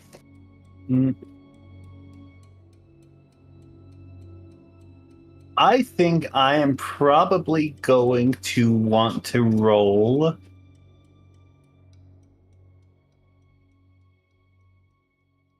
In this case, I'm probably going to want to roll command, because I'm trying to use the potential knowledge of outstanding favors or debts as a way to intimidate this person. Yeah, that sounds good. Okay, so that's going to be controlled standard. In fact, you're not controlled limited because, this guy, as far as he's concerned, he's putting on polite airs, but you're barely worth his time. I mean, I got a trade position for value. Can I bring this down? Can I bring this down to risky great? Yep, you can make it risky great. Get that extra die in there. Yeah, I mean, if you're allowing it to risky, you it has to be desperate for the die, doesn't it? Yeah. Oh no, that's right. I have to bring it down to desperate for that. Yeah, if you want to lower it while you're going from control to desperate, so you sort of how are you going to make it desperate? Like what extremely risky thing are you going to pull to bring it that far down? I would argue that if this ends up failing, then he will just hard shut down any sort of communication from me to him. Yeah, he won't bother with inquiries from me further on. Yeah, I'm afraid I need something it needed to get a bit worse than that to make it desperate. Mm-hmm. Even if he just sort of refused to speak to you. I mean, sure, you've sort of failed that roll, but there's no sort of real direct consequence there. We're talking something that might get you injured or cost you a loss of coin or draw a loss of heat on the gang. I can't think of anything, so I think it'll just have to be normal risky. Okay, risky standard then, please. What's your roll? Sorry, command. Yep. Do you want to push yourself or take a devil's bargain? What's the devil's bargain? The devil's bargain is you're bringing your mother into this.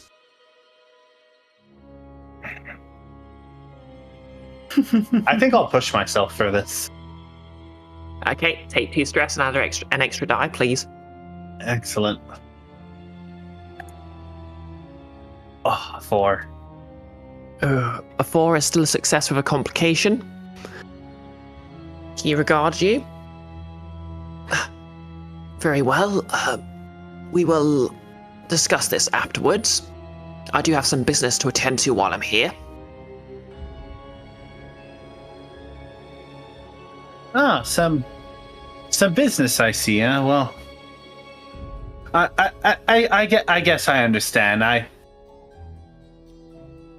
When a person doesn't have any talent, somebody else has to do the work for them. I understand. And as soon as you say this, his eyes sort of dilate. Corel, are you making an accusation? No, of course not. It's just how it goes in noble society, I suppose. Either way, you said we'll get this afterwards. That very well. Just find me afterwards, and we could settle this then. Very well. And he looks at you. He glares at you with gritted teeth. But he does sort of disappear from the sort of main area, so at the very least he's not going to interfere with you for now.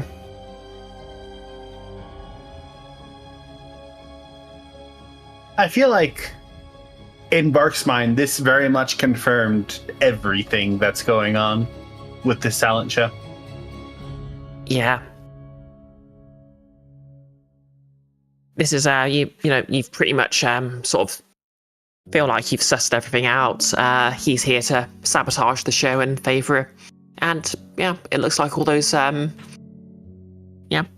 looks like those pancake flipping talents weren't more than just compelling. I can't believe the news would just lie to people like that.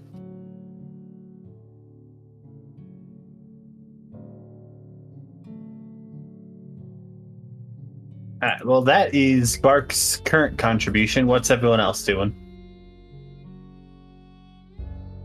Yep, I'll say you can probably do one more thing before the actual contest starts. I think Cray would like to talk to the other contestants and also, sorry, what was her name again? The pancake flipper. Oh, the pancake flipper's name is Lenia Careless. Lenia. Yeah. Cray will talk to the other people backstage and Lenia, and try and get the whatever the gossip is, what people are thinking. Like if Lenia's won this several times in the past, try and get the gist of whether people think that she's a cheat or like if they really do think she's talented. If something like dodgy has happened in past competitions where people have gotten sick or they've made uncharacteristic mistakes, how has this sort of thing happened before? Okay, what would you like to roll for this? I guess consort. Yep, consort makes sense. I'll give you risky standard for that. Okay. I'm taking horrible notes. I thought Lenia Callis was the psychic. Oof, oh, a 2. No. That's unfortunate.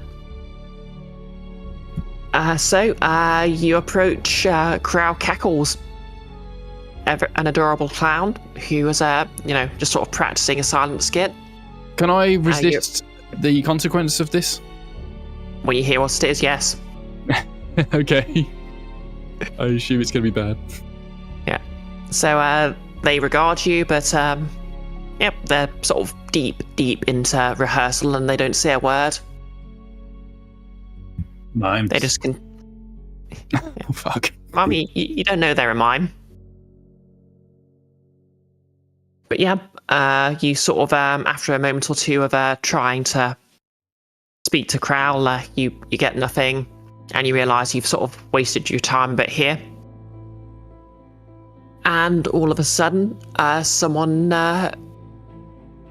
approach you from behind and try to whack you on the back of the head. Ooh. Gasp. Take a level 1 harm bonked. Okay. Bonked. Yeah, sure. Yeah. I won't try and resist that because it's funny. Yeah. And like you sort of get off lightly. You feel like someone was maybe trying to knock you out, but like you're pretty heavily built, and like, well, you're not just sort of like a random, you know, like you're a member of a criminal gang, so you're a bit tougher than they were probably expecting. I was But a gang unfortunately, you don't enforcer really- before I was a violinist. Like, Yeah, exactly. And you don't get a clear. I mean, if you want, I'll let you roll, but by default, you're not going to get a clear look at your assailant. no, that's fine. I don't think I would have. I would have been concentrating on trying to get the attention of Crow. Okay. Is there an understage area or of some sort where they might have like, you know, like fancy play gadgetry and so on? This is taking part in sort of like a it's not like a sort of a full theatre, but actually no, yeah, but I'll say it's basically sort of like a theatre. So yeah, the stage has got a full setup. So and there's like a crawl space under the stage. So yeah, you can check that out, but you'll obviously you'll have to sort of talk your way past the stage hands, or at least sneak past them.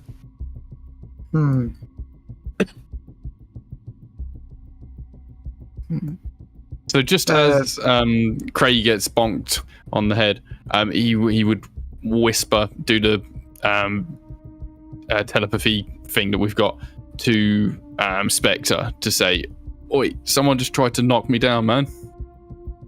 Were you I playing can't remember music again? Actually, No, if just that being quiet. if that can reach the whole group, I don't suppose there would be a possibility of Cray getting that message to everybody, and one of us, maybe Frost, happening to be in a vicinity where they could try to catch a glimpse of somebody moving quickly away from Cray. So I was in the backstage area. Yeah, if someone wants to sort of, if someone would reasonably be in the backstage area, they can roll for it. I've already committed to trying to investigate the crawl space, haven't I? Yeah, well, I'll let you sort of investigate that if you want, because, I mean, reasonably you could have been on your way to look at the crawl space, which would put you backstage. Oh, yeah, that makes sense. Would survey work for this, or would hunt would make a lot more sense? But I'm better at survey. Yeah, survey, I'll give you less effect because it's more of a careful, methodical thing, and you're sort of seizing the opportunity to see someone as they're fleeing the scene of their crime here. So hunt would be more appropriate. But I'll let you choose. So if you want hunt, it's going to be risky standard. If you want survey, it'll be risky limited.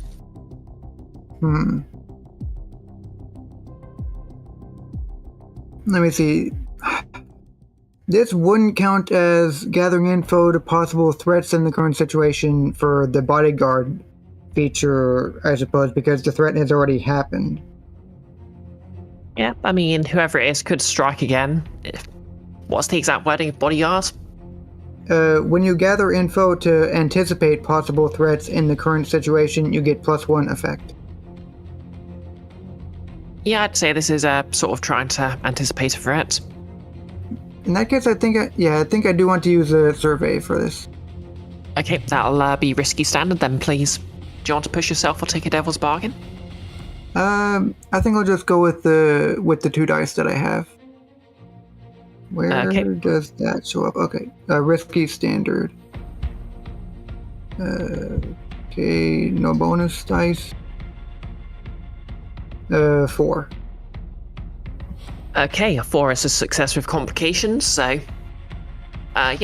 you sort of immediately pick up this message from Cray. You move to where you sort of know Cray is, based on what he sort of tells you.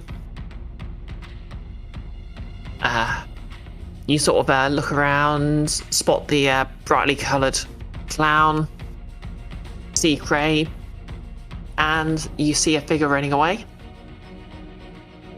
You don't... Yeah, and you sort of move to intercept the figure. See, how much would you get from this? You catch a quick glimpse of a shock of blonde hair. As the figure realizes that you see them, and you basically get punched on the nose. Bonk. Oh. Marked down level 1 harm, nose bonked. Oh, Taking we'll this get very bonked seriously. tonight. This is bad. The entire crew's getting bonked one at a time. They're gonna bonk us all off, one by one.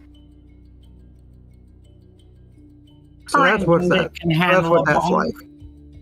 Could be more fun.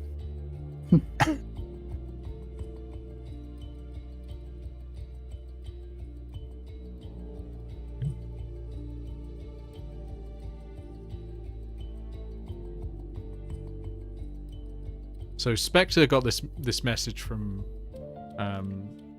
Cray, but is sort of in front of house at the moment.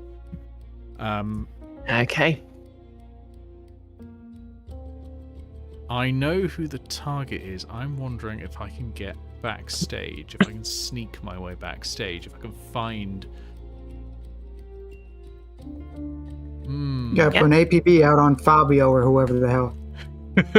Yeah. I'm wondering if I could sneak my way backstage, you know, lurk my way back, follow someone who's just leaving a door open or something like that. Yeah, that sounds reasonable. What are you rolling? Prowl? Yep, that makes sense. We'll say this is risky standard. Would you like to push yourself or take a devil's bargain? I think I'll go risky standard for now. Just try Okay. and get in the back.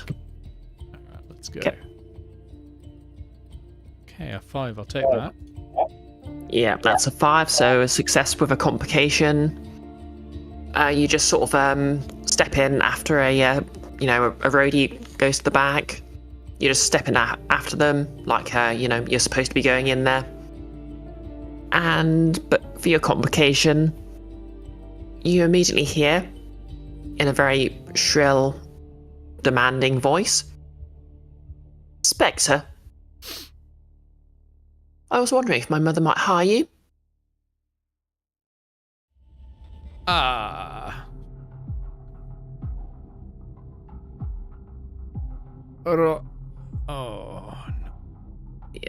Yep, and yep. Before you, holding a cast iron skillet is Lenia herself. Lenia. It is to meet you. And she, as a noble, she, of course, mentally fills in delightful or wonderful or some such word.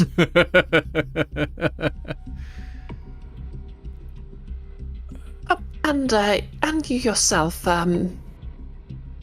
Spectre. I hear you are doing talent competition now. Oh yes, a champion. Of course, Mother tells me I need protection to my life, of course. I am, of course, very talented. Of course, yes. And I am that protection. You wanna like a sway roll? No, I'm gonna Good. say this is just Spectre rolling with it. That's good. I got nothing in sway. Because having her follow Spectre around is really gonna cramp his stealth attempts. Yeah, although you could solve this whole thing right now with a single bullet. Oh no, Nick. Yes, you could just gun down a noble's beloved niece in public.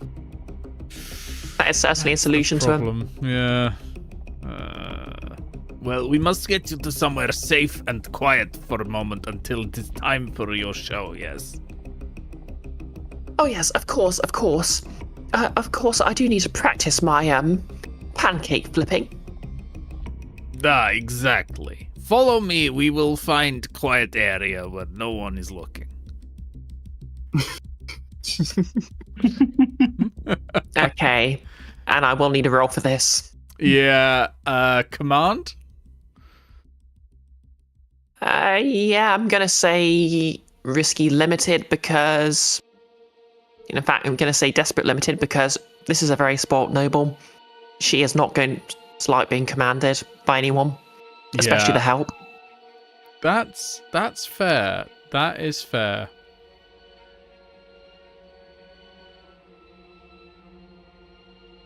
Yeah, go on. Would you like to push yourself or take a devil's bargain? I will push. I'll take it. Well, have you got a devil's bargain for me? I love devil's bargains. I won't pass one up too often. Okay, devil's bargain.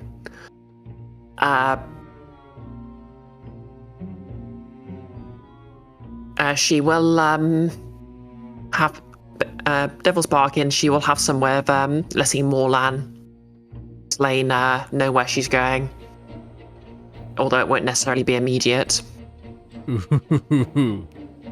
Oh, I'll take that. I like that. Okay. Yeah. Okay. So that's gonna be command, desperate, limited, was it? Yep, desperate limited. And one bonus die. 6. Oh. Yep. Okay. Complete success. I mean, obviously, you still get the devil's bargain. But she says, I think the green room would be empty at this time. Let's head there. Ah, good. Green room. Yes, green. Very good. Yes. And he's muttering to himself. Okay. I am wearing black. I will not blend in. Yeah. If only there was a black screen instead of a green screen. Okay. And as you both... Did someone say something? No. Okay, sorry. So, yeah, as you're sort of walking off, she pulls out a small, it looks vaguely like a watch of some sort, and she just clicks it twice. And you're an assassin. You know it's clearly some sort of personal alarm. So she's probably sent a message off to her, her general staff. Which that's the devil's bargain. Mm-hmm. But otherwise, no complications. So yeah, you both head off to the green room, and you're alone. Ish. So here is green room. You are welcome to begin practicing. You have everything you need, yes? Oh yes, quite. Let's see. Could you just help me set up this hot plate? Of course, I will just put gloves on. I am professional, you must understand. I'll go start setting up a hot plate. Okay, so this is a fairly impressive. Naturally, it's powered by Leviathan blood. It's effectively, it's an induction heater, which isn't necessarily ideal.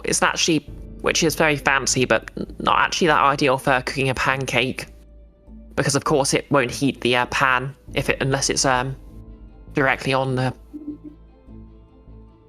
the plate itself, which is bad for anything that involves taking it off and flipping it. But yeah, nepotism has its advantages. And while Spectre's setting that up, we're probably going to cut away to Just one question. Can I try tinkering with it while I'm setting it up to make it essentially a dangerous and volatile thing to be using? Absolutely. What's your sort of intention here? Do you want it to just straight up explode? Do you want it to lightly Explode singe? sounds Or great, yeah.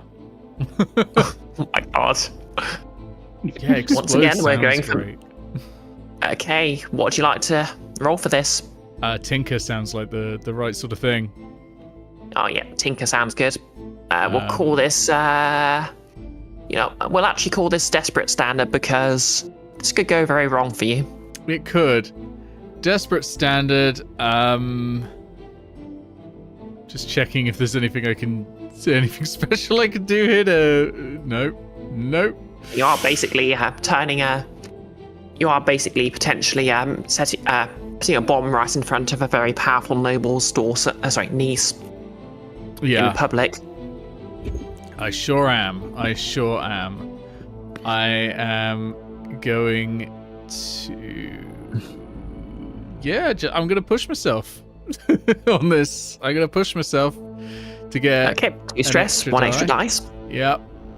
Desperate, standard, 1 die, bonus. Give me a 6. Oh, that's not good at all. Oh, this is delightful. Oh, that's great. No. That's a 3. That's a failure. Yeah, it is. Yeah. Well, Okay, Spectre, start me a 4-piece clock. Kaboom. Oh, okay. Surely, if he was setting it up to explode, failing means it's not going to be set up to explode. No, failing means it's going to explode in the way he doesn't want. Yeah. it's gonna Final Destination and aim shrapnel at him no matter where he goes. Okay, I've set that up. Do you want any parts filled in initially or just keep it empty at the moment? Yeah, we'll fill in the first slice, I think. Okay. Whew. All right, that's me. I'm good. Okay, Expect so... him know that he's fucked this up. I imagine not. Yeah. Oh god. Okay, so Bark or Richard, you up to anything right now?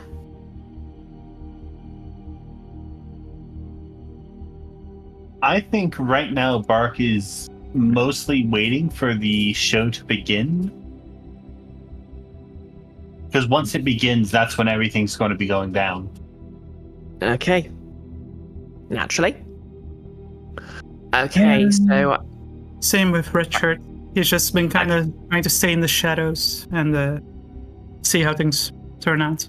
Or maybe the message about the mystery assailant in the backstage would have gotten passed through everyone. So, Richard, being a hunter hound with a hunting dog, may be well positioned to try and track down the fleeing person.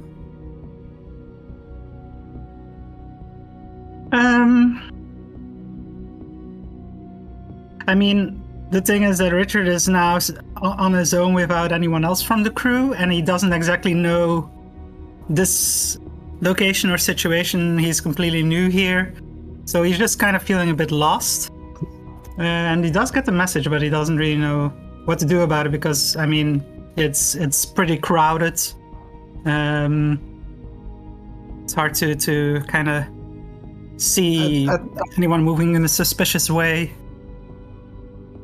I think Frost would meet up with Richard and at least tell him what he knows about the assailant, which is about the blonde hair. So basically, you have something else to go on besides just somebody acting suspicious. Maybe give the if they make dog a another sniff of move- your nose. He punched my nose. It's got my scent. Well, yeah, that might be something to go on for Richard to try to hunt down the assailant, indeed. Maybe. Okay, so Richard, if you'd like to try and have your doggo hunt down the assailant, what would you like to roll? Yeah, just a straight up hunt roll. Sounds good. We'll just call that risky standards. Actually, we'll say limited because all you've really got to go on is the scent from Bark's Punch Nosy and Bark's Punch Nose. how much can you assert with a flashback? You can't assert that something happened that your character didn't actually force to have happen, can you? Like, I can't flashback say that a scrap of clothing got caught on something and that Frost noticed it. You can, flashback are basically for setting something up, so that's really not something within your control, unfortunately. Yeah. You could flashback to setting up, so Mark might have an easier time doing so. Doing what, sorry? You could flashback to, say, doing something that would allow Bark to, say, get a scrap of clothing or something.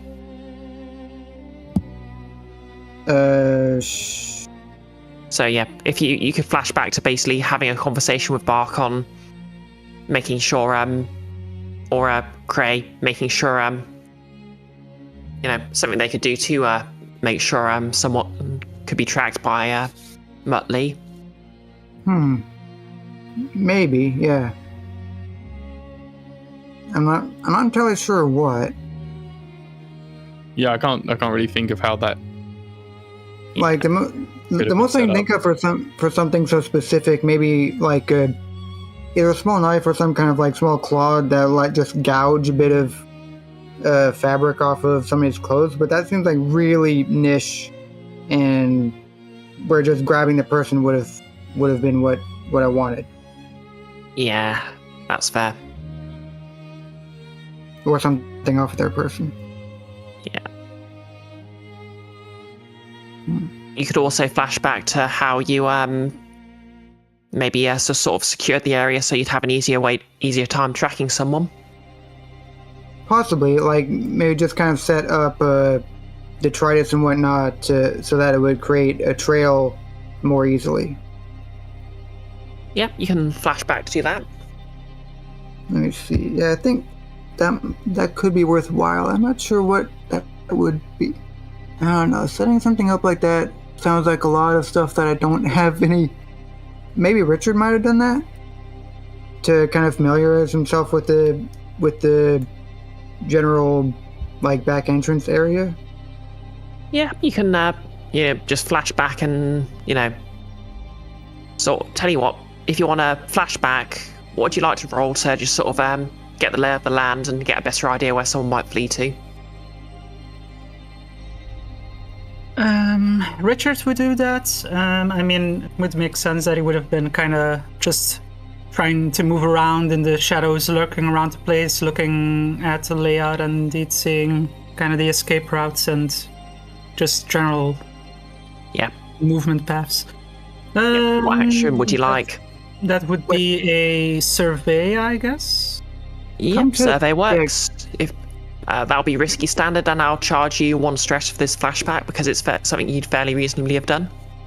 Come to think of it, if we're doing more looking around than setting stuff up, then that's basically literally what that one bodyguard bit is made for.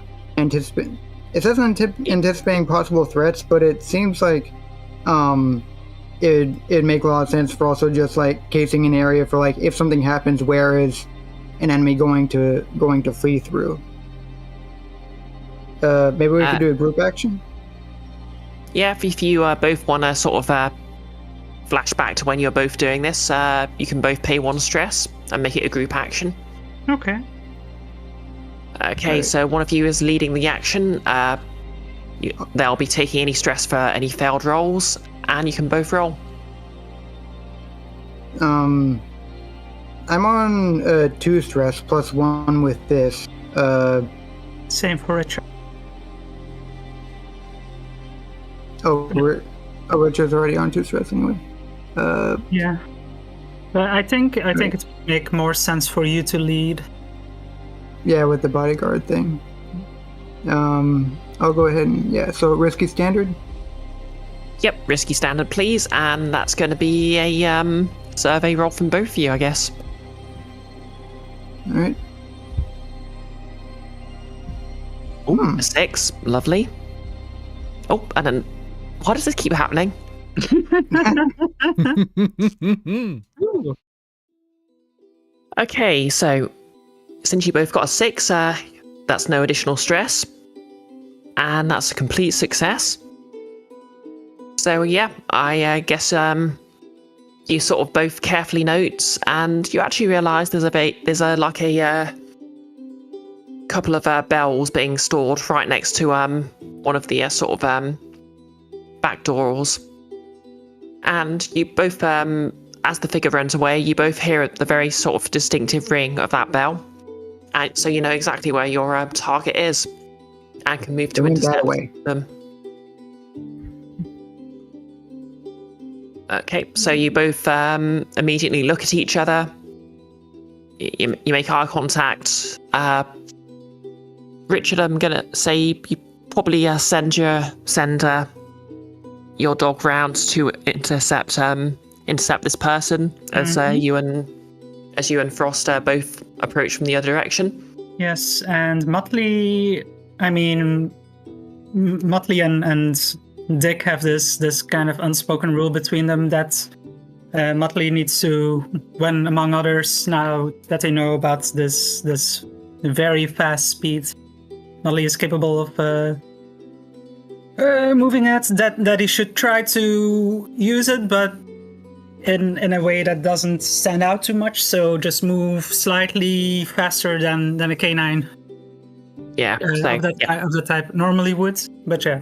Yeah. So yeah, Muttley would. I'm gonna say Muttley just sort of shifts a bit to the side, and then when no one's looking, just pew! And yeah, he can get away with it. Yep. He's right outside, right outside, right in front of this assailant. You and Frost both approach, and of course it is the sneering visage of Moreland Slain. No, nice doggy. Back, please. Do you want to bring the nobility down upon your master or mistress? I don't think so. Be a nice doggy. And Muttley is just snickering. Seems a little late see for here, that. I will not be laughed at.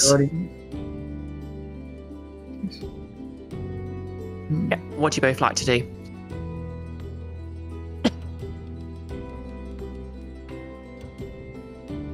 What I'm sort of tempted to do is to return the favor, but either player, I'm not remembering too much about the context of this person. Unfortunately. Yeah, basically, Spectre knew, and could have probably filled you in that he's, did fill you in. He's basically the right-hand man of Rosalind Kellis, who's the aunt of Lenia, who the competition's being rigged in favour of. Mm-hmm. And he's probably the one who's actually responsible for said rigging.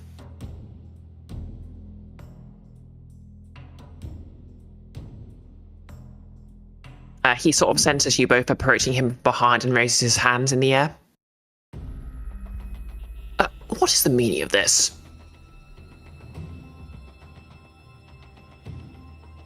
It seems like you tried to do away with one of our friends. And Richard is very subtly holding both of his pistols like behind his coat, aimed in the direction of Moreland. In like a way to subtly indicate, like, I've got you covered. Yeah. So, Slain slowly turns around to face you both. We're here to prevent I can't words. Interference. We're here to prevent interference with the competition, and you seem pretty intent on interfering. Well, I think you'll find this is all in order. I was just stepping out to meet with the Arch-Councillor of the university. If you ask young Miss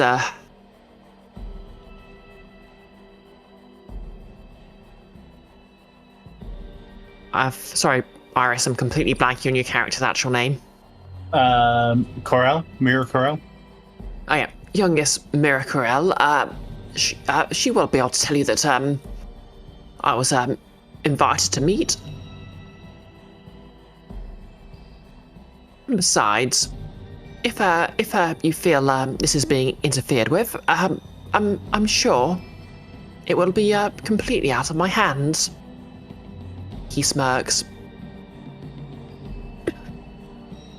When we use this telepathic message thing, does anybody get to reply, or does it cost us stress for anybody to say anything?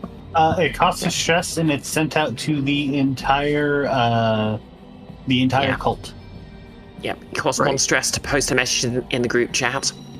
You can send just it to one person for free, can't you? That part I don't know. I don't think it says that.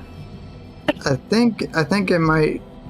You may use teamwork with any cult member regardless of the distance. Yeah. So it's like regardless of how far away I am from you, I can always choose to help one of your actions. I think Dick would have just now that he's aware of this telepathic communication method, I think he would have just shot off a message as soon as they had caught. Okay. More. And I'm going to say, as this is happening, two things are going to happen. The first is the talent show is going to begin. And the second thing is we're going to take a break because we really should take them on like 30 minutes ago. Okay. Yeah. Yep. 10 minutes, okay? Sounds good. Yeah. All right, we're on the break Sounds good to screen. me.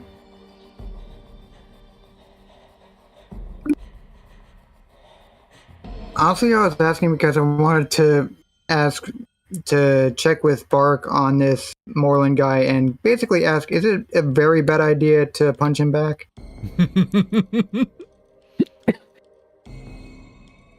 Maybe even you climb up decide. somewhere? We're already intimidating him by having guns trained on him. So maybe that's sufficient to handle the situation.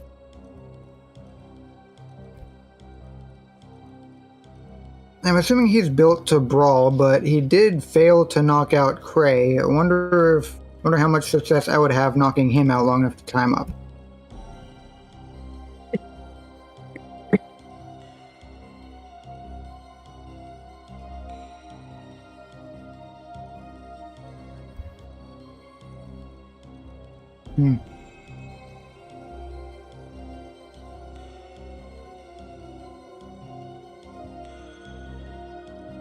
Yep, I'm going to go pee. Sure. I should probably as well. How long are we Everyone, doing breaks? We're doing. Oh, we're 10 doing, minutes, so 5-2. 5. Okay, 10 minutes. Okay.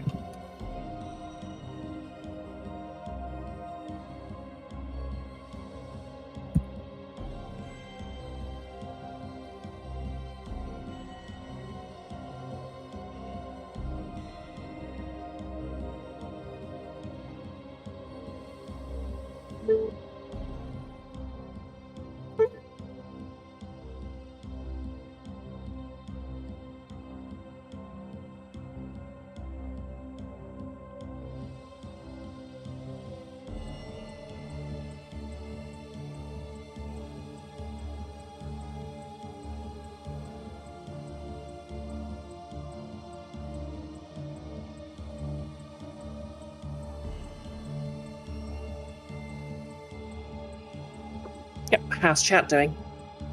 Oh, hey, Keith.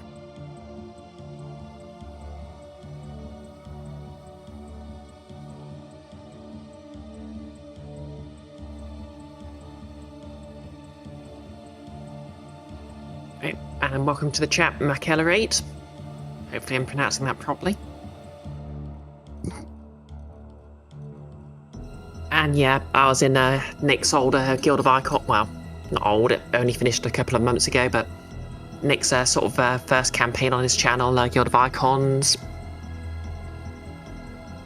and I'm also in Nordmark, which is just like the West Marches spin-off. So loads of players, loads of DMs. I'm actually DMing a quest at the moment called Guinness Pig, in which the party tries to learn more about the origins of a sentient black pudding. It's such a ridiculous concept, and I love it. Yeah.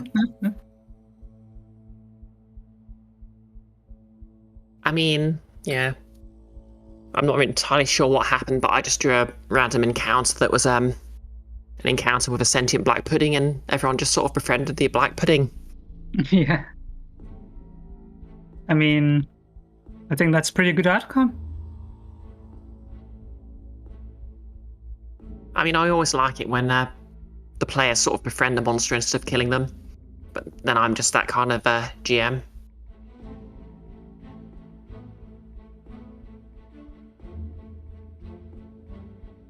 It's a nice alternative thing to just the standard murder everything. Yeah, I mean, it's kind of how D&D is sort of set up, but yeah, Cuny's rules. Hey, I return. That's the fun Okay. thing about Nordmark in general. Yeah, There's so much room for experimentation. yeah. Gygax is dead, and Gygax remains dead. Yes. Welcome back.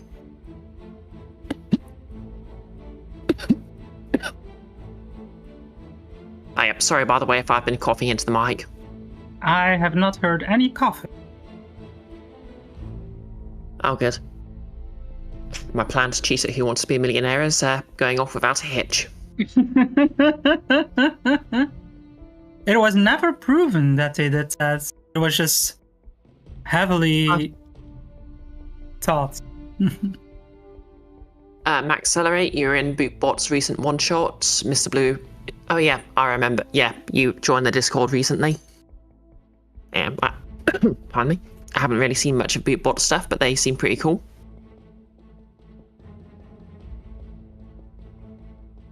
And of course, we all know Mr. Blue from Nordmark as well. Player of bunny rabbits that he is. It's Mr. Blue.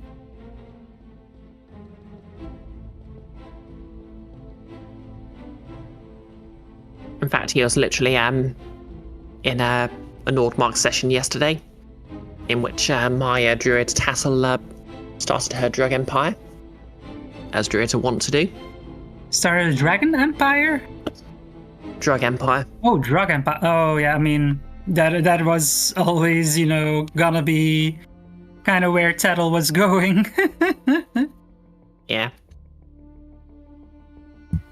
And also made friends with another trans woman, an NPC, who was just sort of in a small town. Accelerate, Mr. Blue is wearing a moustache, he's in disguise. Wait, that was Mr. Blue? But his handle literally says it's not Mr. Blue wearing a moustache. Yeah, people would never lie about that. Exactly. Everyone's always completely honest and upfront about who they are and what their motives are, and Yeah, especially on the internet.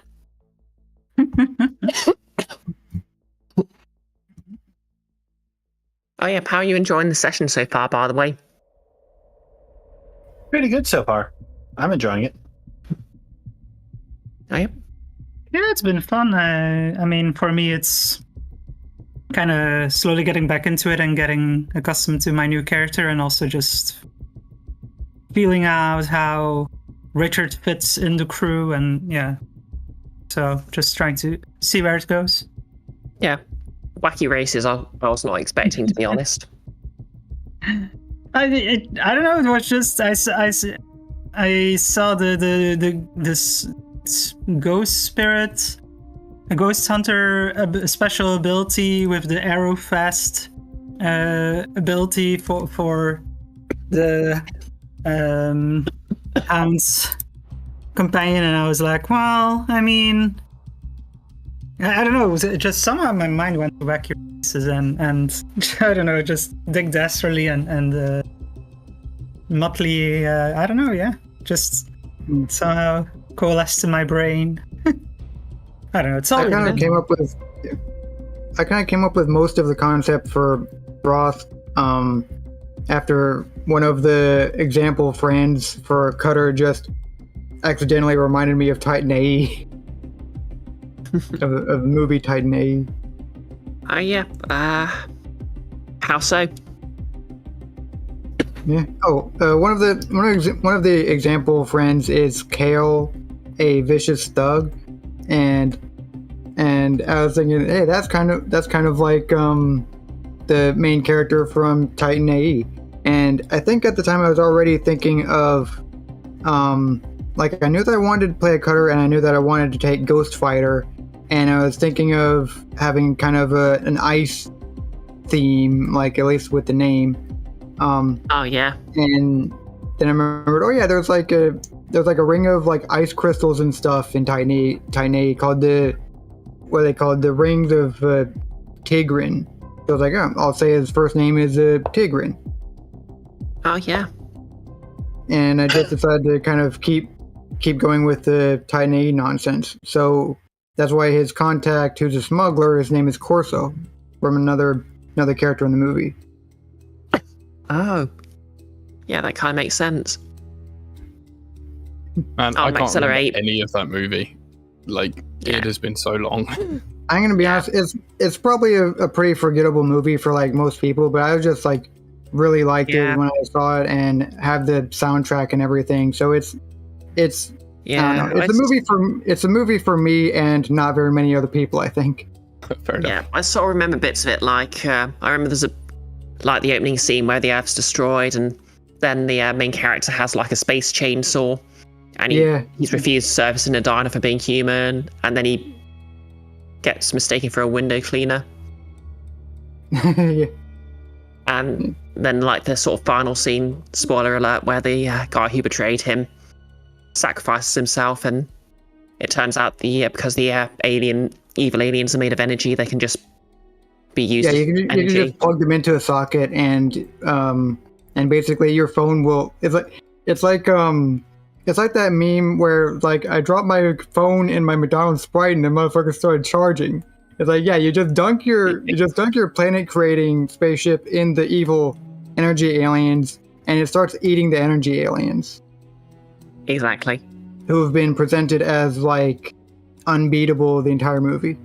Yeah. It's a very silly movie, but I'm a big fan of it. No one really thought of that until humans. Apparently. Yeah. That's why they killed us. Or tried to. Yeah. We're just that good at wasting energy. Mm-hmm. Oh, accelerate. You need to get used to the idea of making voices for some characters. To be fair, you don't really need to sort of do a voice for a character.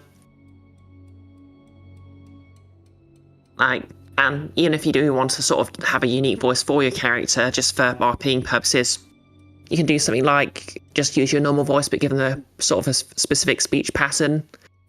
Like I was just typing out literally exactly the same thing there. Voice does not equal accent.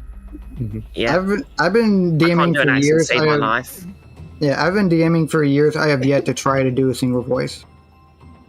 Yeah, often another way to do it is to just use a different like set of vocab, like, give them some specific catchphrases and stuff, like rather than have to worry about doing a different kind of sounding voice. Like one of the top 5 most famous D&D YouTubers, Matt Colville, never uses any accents in his games.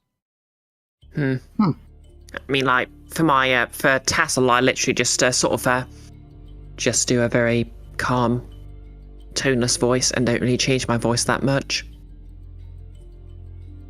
I think every now and then I attempt, like I half-ass a tough guy voice for Frost, but don't really try to go far into it. I have like 2 accents, and that's it. Oh, you've got a few, Nick. You've got a few different voices, and you can do male and female and a range of tones. I wouldn't Yeah. say I can do female at all. Oh, I love your mean- female voices. I can do 3 voices if you count the super deep ones. That will always forever be, in my mind, directly attached to Oliver from Dialtown going Yeah. groovy and stuff like So that. Oliver only yeah. gets a few words in that voice, though. It's Yeah. gumshoe to me. It's It's Oh gumshoe. to yeah, me. yeah. Also good. Yeah. Like Yeah. you've got gumshoe, you've got Sparrowfin, you've got. Oh, yeah. Francisco. Yeah. I forgot yeah. Because obviously I played through Ace Attorney and did all the voices myself before I started doing it with Nick and Goggles. Yeah, but to be honest, I prefer Nick's French accent for Gumshoe though, just because it's incredible. God, I forgot I did that for Gumshoe. I'm gonna have to watch, like, I'm gonna have to. Oh, we haven't got the VODs on. No, I'm gonna have to just. Makes sense, imagine doesn't it? the He is a voice. giant after all.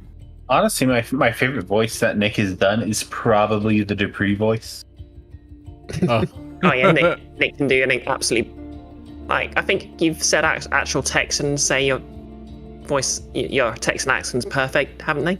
No, I wouldn't say it's perfect. I think one of them said it was okay. It's not that bad, I don't think. It's not. It's better it was than I would okay. expect from Yeah. a British person. But it's Yeah. also fun. Yeah, Yeah, it's I'm a pretty really sure that fun my voice attempt- to do, absolutely, because you Yeah. you ham it up so much. Yeah, I think my attempt at a Texan accent actually counts as a war crime. It'll end a special relationship between America and Britain. I'll get off scot-free, of course, because I'm British and evil. It's better it's than one thing my I can- Scottish accent, to be fair. Wait, what's his Oh. Scottish accent, Nick? I'm banned from doing it by Icky. Icky won't let me do a Nah. Scottish accent because he's Yeah. heard me do Oh, it do you- before and it's bad. Okay, but here's the thing. I don't see Icky in this voice call. Do you? He will know, and he will come after Nick. He will know. Yeah. He will know. Yeah, Yeah. I mean, Ben if I'm on- Ben will The walk round and knock on Icky's door and just be like, he's doing it again. I'll just turn up the speakers so he'll hear it from down the street. Okay, are we all here? Should we get back to the game? I think we all. I think Yeah, we're we going to all do are. accents as the contest now. Yeah, accent contest. All right, we're back. Alrighty. So then, the contest has began. So what I'm going to do is I'm going to roll a dice to decide which act begins first. Well, to determine what order the acts begin. Obviously, while each act's going on, you'll all have the opportunity to act. And every time an act happens, I'm going to tick up the clock by 1. How many when it- segments was in the clock? 4. Oh god, so we got 4 acts. Technically 3, because 1's already filled. Oh no.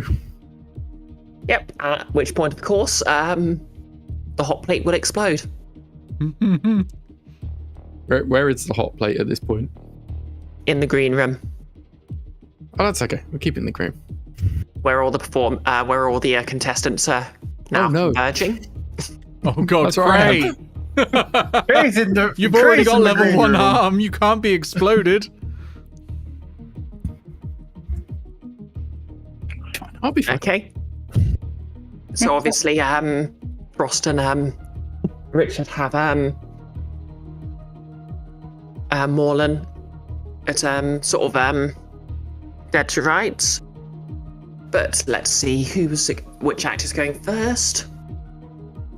Oh, we need to find out what Warland's actually done or was planning. So that's a 1. So up first are the Barbershop Quartet. All right, gang, you got yeah. this. You can do this. Yep. So Crown, Norrin, and Hicks, and the unnamed 4th member all wander out onto stage, and they begin singing. And what I'm going to do for each of the acts is I'm just going to roll 2 dice to determine how well things go for them. So that's a fortune roll with 2 dice.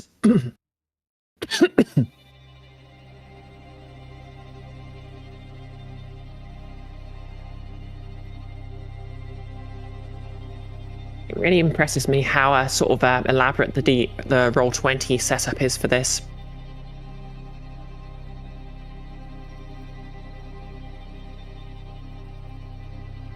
Okay, so they roll a 6. Yep, Nice. so, yeah, they all achieve a lovely harmony.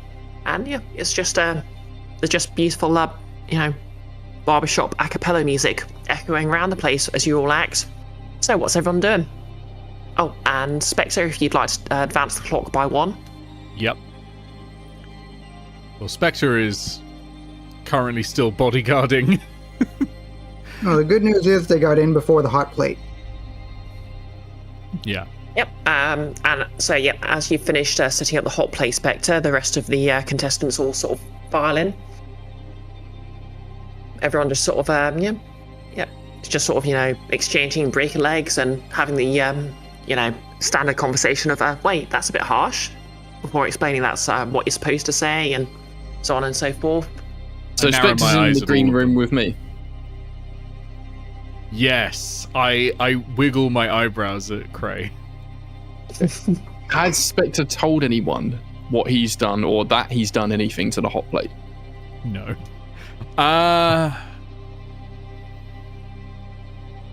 No, he probably doesn't think it's something to worry about at the moment. He doesn't know he's failed this check. Okay. Okay, Bree, is the hot plate making any weird noises? Or is there anything suspicious in this room? Because I guess Cray wouldn't be looking out for specifically the hot plate, but he would be looking out for danger in general. What would you like to roll, Cray? Fuck, I don't have anything in any of these things. I guess it's survey. Have you got a devil's bargain that I could consider? Devil's bargain. You can have an extra die, but you'll end up taking the seat right next to the hot plate. Okay, yeah, sure. This can't go wrong. Okay, it'll be risky standard. Okay, do it. Oh no! It's not gone well. Oh, my rolls are Right. failing me today. Did you only have 1 point and I had no you have points no in die? survey. Oh, okay. Yep, that's a failure, I'm afraid. Although to be fair, this means you don't get the devil's bargain. I think I take the devil's bargain anyway. That's how those work. Yeah, I thought it was they only applied if you were succeeded at the roll. No, even if you fail. It's if you take the devil's bargain, that happens regardless. Yeah, that's just to get the Okay. dice. So, yep. Yep. So, Cray, you sort of look around. Nothing seems suspicious, but that smell of pancakes is delightful. So you sit as close as you can to the hot plate. Very tempted And as to you're try and lift some pancake. As you're doing this, you get the stink eye from Lenia? Lenia. Yep. Yeah. I can remember the names I gave NPCs. And she sort of glares at you and says, Spectre, why is this violinist This is approaching green me? room. I do not know. Violinists approach everyone. Do you want me to deal with them? Excuse me, miss. Your pancake smells delicious. Mind if I have a wee taste? No. Well. Back away. No. And I go and put my hands forcefully on Cray's shoulders and start to push him away. You will Right now, keep all right, away. okay. Keep away from hot plate. No, we will not be having any kind of sabotage. And I really try to emphasize the word sabotage as I'm pushing Yeah. Cray away. Stay away from I hot just- plate. All right, don't Sabotage. touch the merchandise. Spectre's eyebrows just Wiggling vibrating like constantly. a hummingbug's, like a Yeah. hummingbug's wings. Does he have like really big hairy eyebrows? I'm imagining a full like Eugene Levi. Yeah, exactly. Yeah. Exactly. See, what I'm thinking of, it's like a cartoon where like no other part of his brow is moving, but like the hairs for the eyebrows are just going up and down really fast. You know, when I first That created was this a character, I jumping off actually of a imagined to look 6-foot. somewhat like a young Eminem, but now we're going for Eugene Levy eyebrows, and you know what? Yeah. Wonderful. Okay, all right. I'm not touching Do nothing. not All right. touch. Those do smell good though. Stay back. Good Spectre, what's distance. going on, mate? Don't call me mate. I am bodyguard right now. All right, bodyguard. Do not approach the hot plate. I have tinkered with it. Oh, what did you do? Tinkered with it. Like what? You put a bomb in it? No, of course not. Do I look like I have bomb? No. What, Stop did you, like- talking. Go. And I shove him away. All right, well, keep an eye out because there's going to be some dodgy shit going. Of course I am keeping eye out for dodgy shit. I am bodyguard. Oh yeah, all right, okay. I'll go practice in the corner or something. Good. Okay. And yep. Meanwhile, Frost and Richard, what are you doing with your captive? Question mark. I'm not sure we have any moves available except just threaten him and try and get him to stay away from the talent show. I mean, he was just saying that he was gonna go meet with, I guess Bark? Bark's so- mother. Bark's mother, so, I mean, I think Richards will go, well, I guess we can escort you to your meeting. Keep you away from where you might potentially try to do more harm.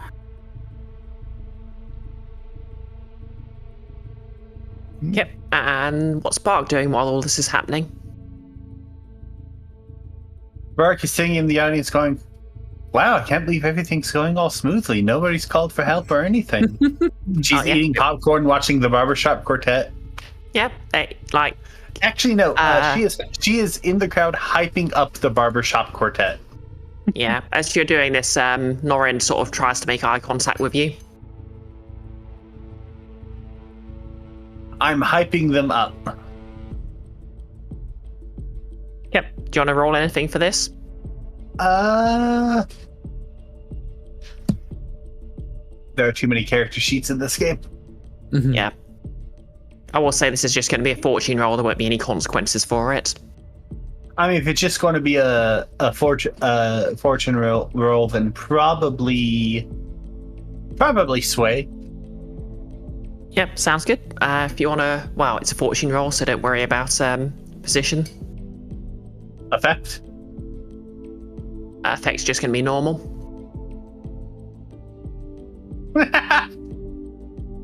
Yeah. You sort of try and cheer them on, but you're a bit, you're a bit too obnoxious about it, and you just feel like a few of the people in the seats around you just, you just kill the vibe for them.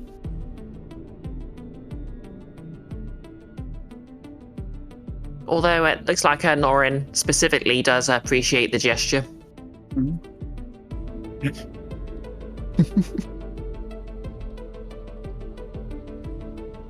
But yeah, as far as I can tell, nothing's really going down. So she's just enjoying the performance. Alrighty. Okay. So yeah. Before we move on to the next act, Frost and Richard, can I get a decision? We do not have time to escort this guy all the way to wherever the hell he's going, whether it's the university or not. Well, we can send him on his way. Make sure that he actually leaves.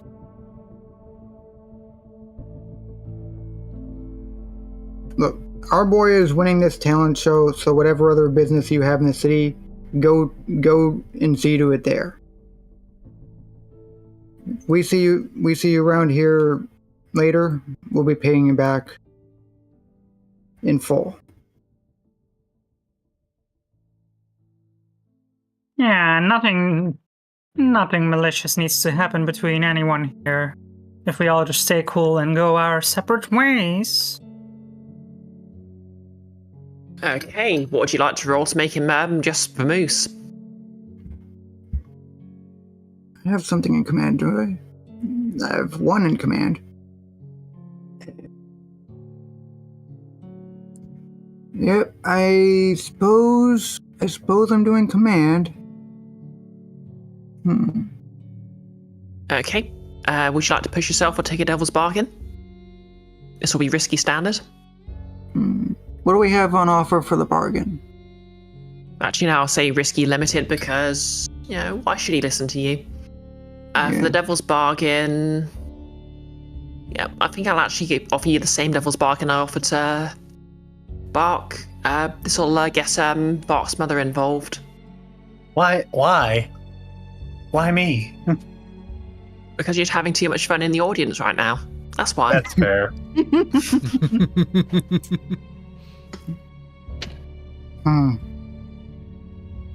Can I take that bargain and go to desperate standard by revealing a knife that I have on me, and instead of saying we'll repay the favor in full, repay the favor with interest? Okay, yep. Straight openly threatening him. That's definitely desperate. Pretty much. You taking the Devil's Bargain or pushing yourself? Taking the bargain. Okay, excellent. If you could just start a 4-part clock then, please. Bark's mum shows up. Shows up. Oh boy. Yep, we're going to fill that. Let's make that 2 slices. Already full. Oh no. Oh no. Oh god. How many parts was that? 2. 4 parts. 4. Yeah, Oh, 4-part dear. clock, 2 slices. I forget why that's a bad thing. Because the hot plate's going to explode and blow Alright. lots of people up. And also, right. Bart doesn't like her mum. Yeah, I knew that. Well, It'll I guess a complicate desperate things. standard. 1 bonus die. Yep. Okay. A 5, that's a success with a complication. So, yep, he's sort of flinches and he's sufficiently cowed. But he glares at you, Frost, and says, well, this will not be the end of it. That I can assure you. And he'll turn on his heel. And as a consequence, I'm going to add another point of heat to the Orb's playbook. No, well, actually, I'll make this 2 heat because he did threaten the butler of a fairly powerful noble family.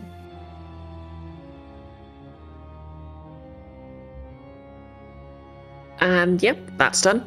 So, with that resolved, next act. If you'd like to increase the clock, well, Spectre, if you'd like to increase the clock, Yep. 1 more wedge. It's very close to exploding. It is. Okay. I really hope the pancake person is next. Wouldn't that be funny? Wow. Yeah, that's like not more a- collateral damage. You know what? I'll just roll the d8 on stream. To be fair, a hot plate is not that big, right? Ooh, a 7. It's got Leviathan blood, so yeah. So next up is Wester, a huge bald man who basically comes in and he's just carrying a massive barbell and he's just, swinging it around like it's nothing. And we're just going to roll another fortune roll to see how he does. I would like to. I want to do something. It'll be funny, but it'll also take some of my load. Go ahead. I want to sabotage this guy's performance by me in the audience, lifting extremely heavy things like weights, like undermining his feats of strength with my own. Okay. Yeah. Oh, God. Tell you what, if you want to roll against him, what would you like to roll?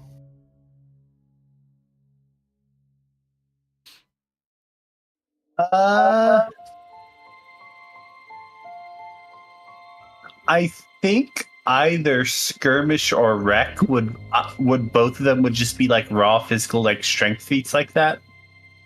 Yeah, both work. For raw strength, I guess. I'll go with wreck then. Okay, do you want to push yourself or take a devil's bargain?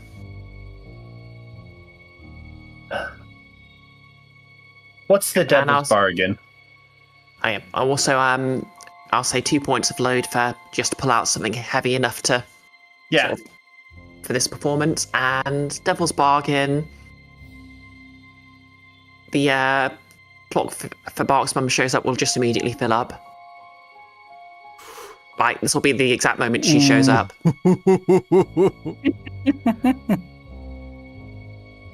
Done. Okay, roll away. And we'll also roll Wester.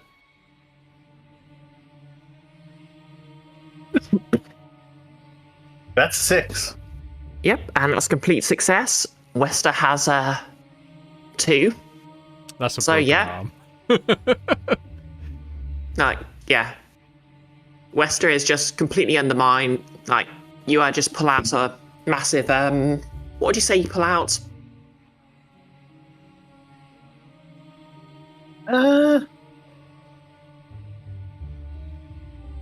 Let's go with like a massive like barbell, and she's just like lifting it above her head with one hand. Okay, so you do this, and he's just like, "Boy, you trying to undermine me? Well, check this out." Ah! And he just fails to lift with his legs and puts out his back. Damn. Okay, so as you stood there, sort of showboating to the crowd, you hear a voice behind you. Mira, you always did have to be the center of attention, didn't you? And she As stops. you're, Like, yeah. Mid rep, she just stops. Yeah. And your mum is just sort of pushing through the crowd towards you. And she just sort of looks at glances at the person in the seat next to you who just like, yep. And just gets up and walks away. And she sits down next to you. Well, I have been meaning to have a chat with you. Hello, Mother. What brings you this far out of town? Or into town, I suppose. Oh, I don't know the last time I've seen you outside of that outside of the university building. Well, I actually had something curious. Apparently, the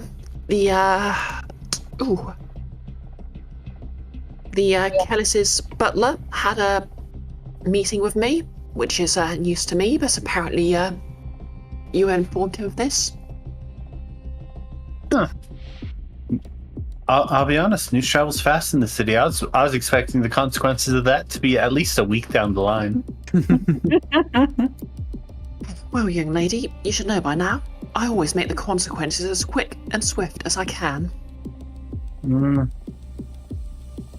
Oh yeah, what are you going to make me do? Sit through another astronomy course? Not astronomy. What's the out of character? What's the study of the sea? Like navigation and stuff.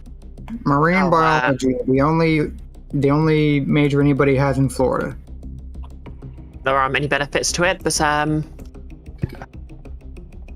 went to uni with a guy who studied the sea, and I can't remember what it's called. Oceanology? That's it, oceanology. yeah. No, I was thinking more like what's the like navigating on the sea? What's that called? Navigate? I don't know. I think that one might just be called there's navigating. Yeah. Navigating, yeah. Yeah. What are you going to do? Oh, here it is. What are you going to do? Make me sit through another course on celestial navigation? Well, that could be a good start, yes. A bit of a news flash. I don't exactly go to that college. Well, I never exactly went, but I don't exactly live with you anymore. That's not a punishment you could put on me anymore.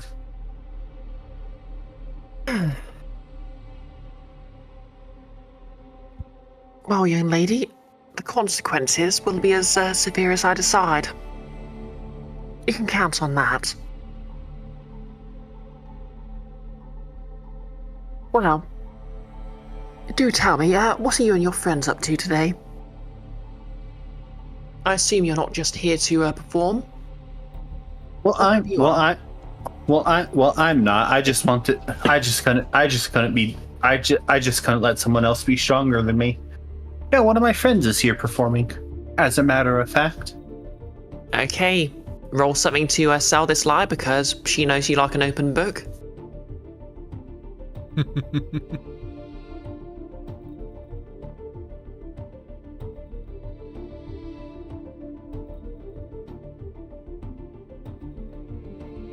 Oh, that's a good question. Noah's put in chat. Oh yeah. If Noah's clock goes up, there's a second. Oh yeah. He just glitches out and she shows up twice. No, Nellis. That clock was filled up and it's resolved now. I would like to flash back to setting up Bark's mum with another woman. The Spectre was half right. Do not. Oh yes. Second mum. Yeah. I suppose sway would be what I have to go with here. Yep. Sway sounds good. That'll be risky standard.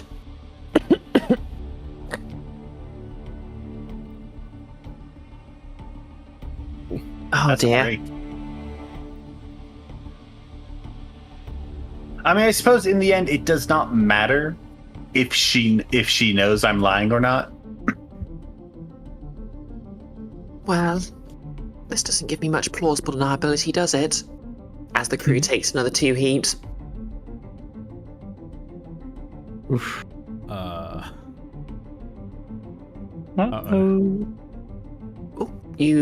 You're on 6 out of 9 right now. We're in trouble. It'll be fine. Okay. And is anyone doing anything else?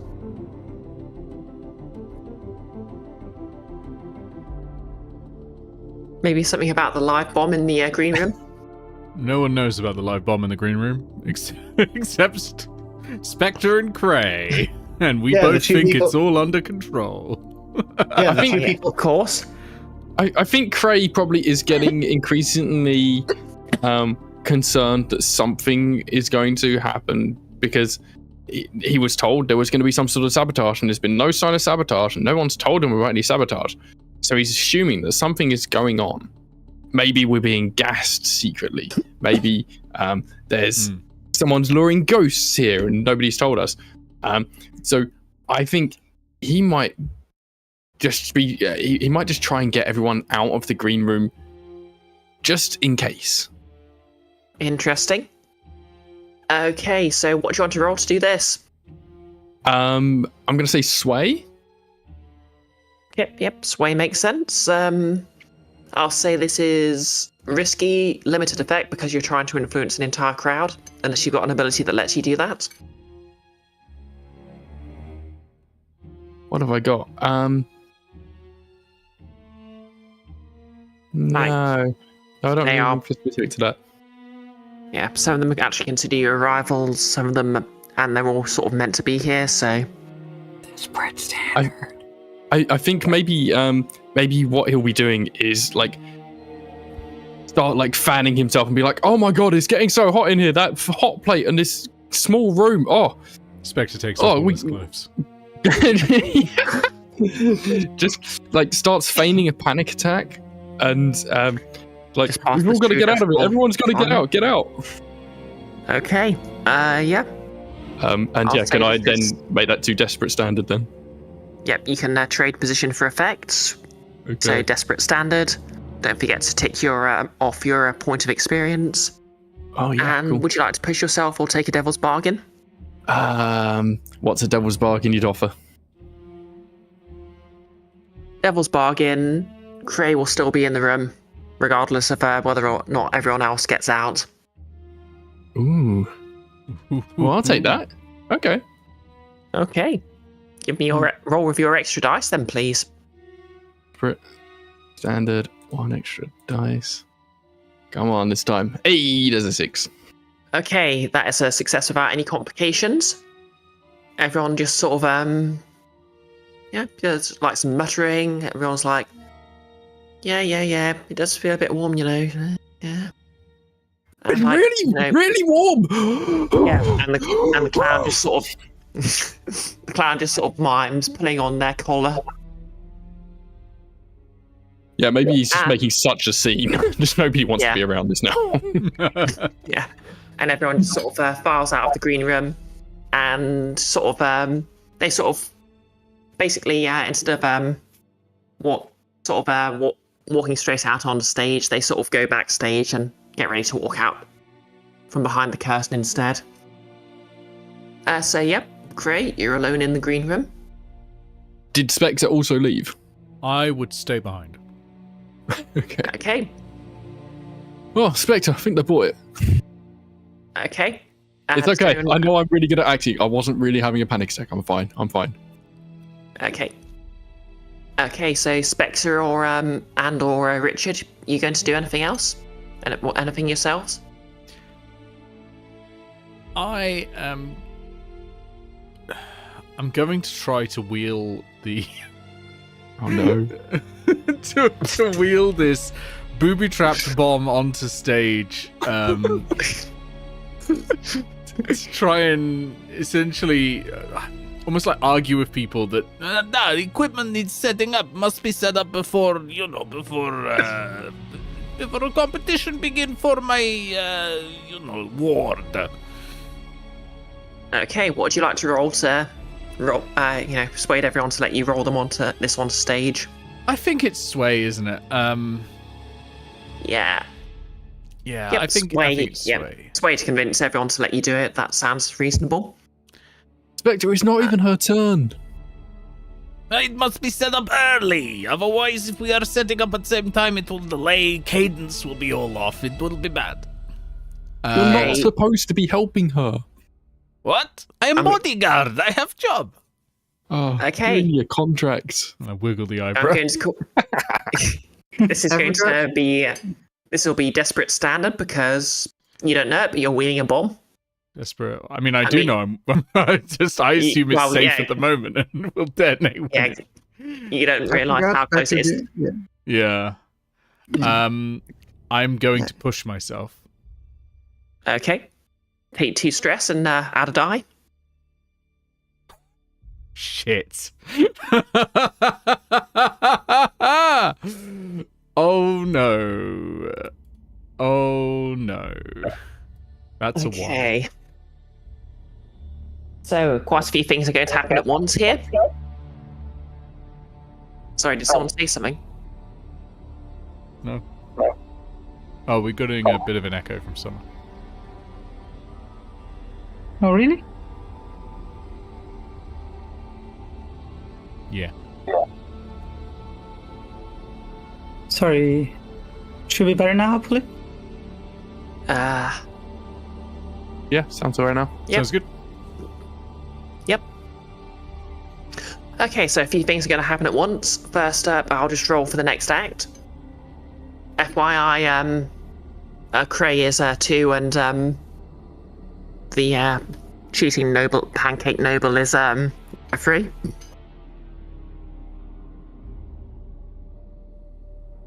So just a d8 to see who's going out. We've already had a 7, so I'll roll again. Oh, a 2. Ooh, Cray, you're on stage. with the bomb. So, the phrase "out of the frying pan into the fire" comes to mind here. I really, really thought, probability-wise, this is going to be okay. Well, it doesn't matter because you rolled a 1, so you're not getting it out on stage anyway. Oh, phew. Oh, wait. So, is it still backstage with Spectre? Has it just exploded? Yeah, about that. So, tick the bomb up one more, the clock up one more. That's I believe 4. that fills it. Yeah, it does. Yep. Yeah. Ding, ding, ding.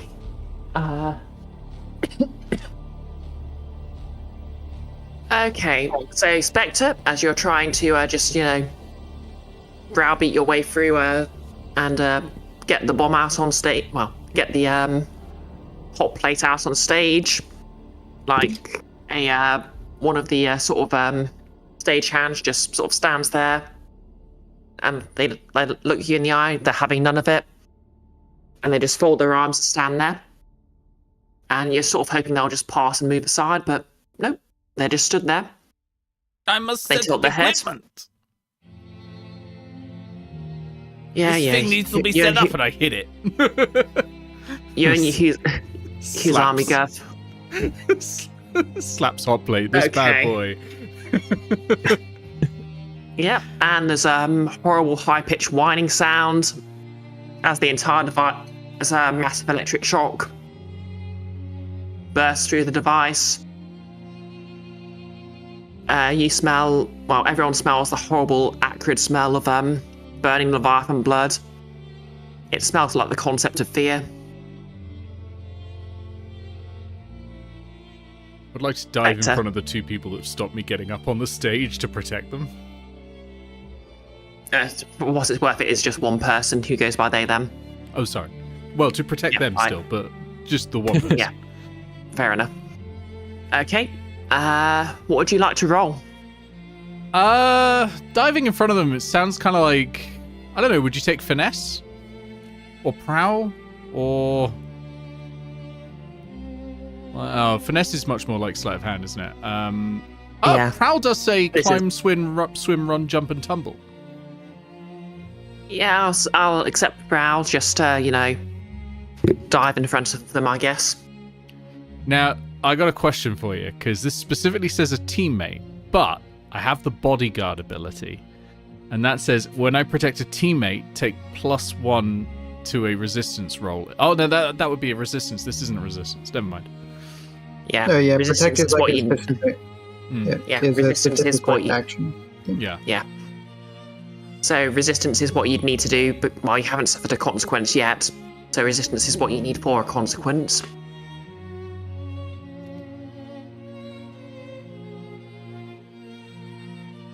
So no, you don't get the extra die for that, I'm afraid.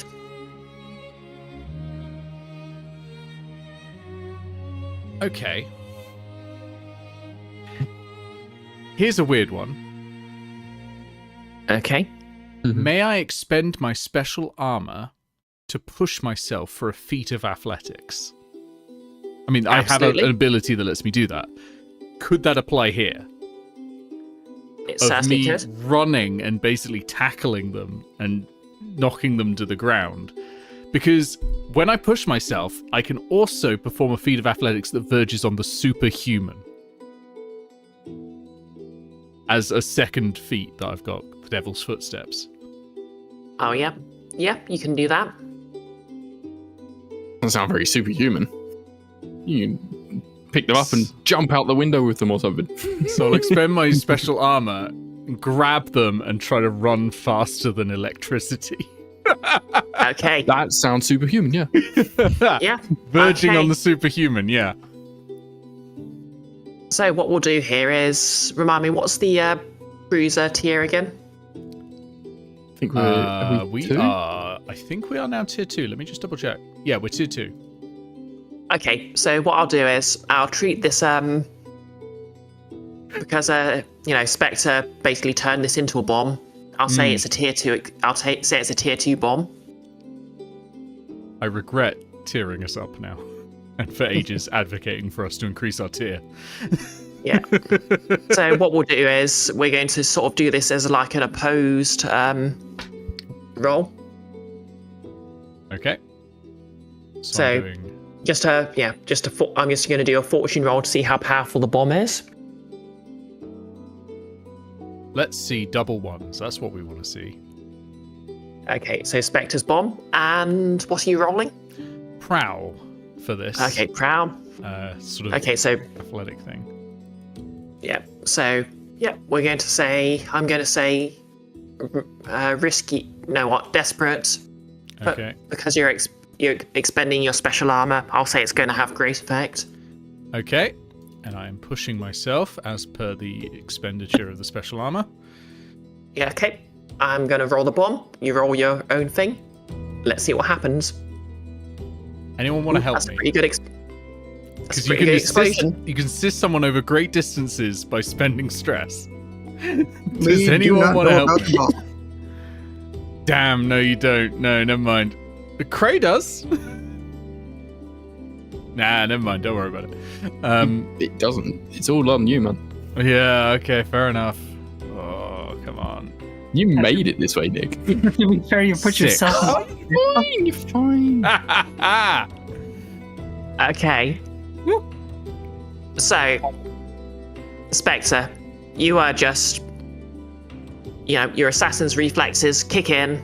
Like, you've done some sort of counter assassinating as well. So, you just kick in, you grab this stagehand, and you just pile forward onto stage, away from the blast, which just erupts behind you. There's like bolts of lightning just nip at your heels, like the wood below you. It just sort of creates that sort of very sort of distinctive like tree shape, tree branch shape along the veins of the wood. And you're just, the stagehand is sort of on their side on stage.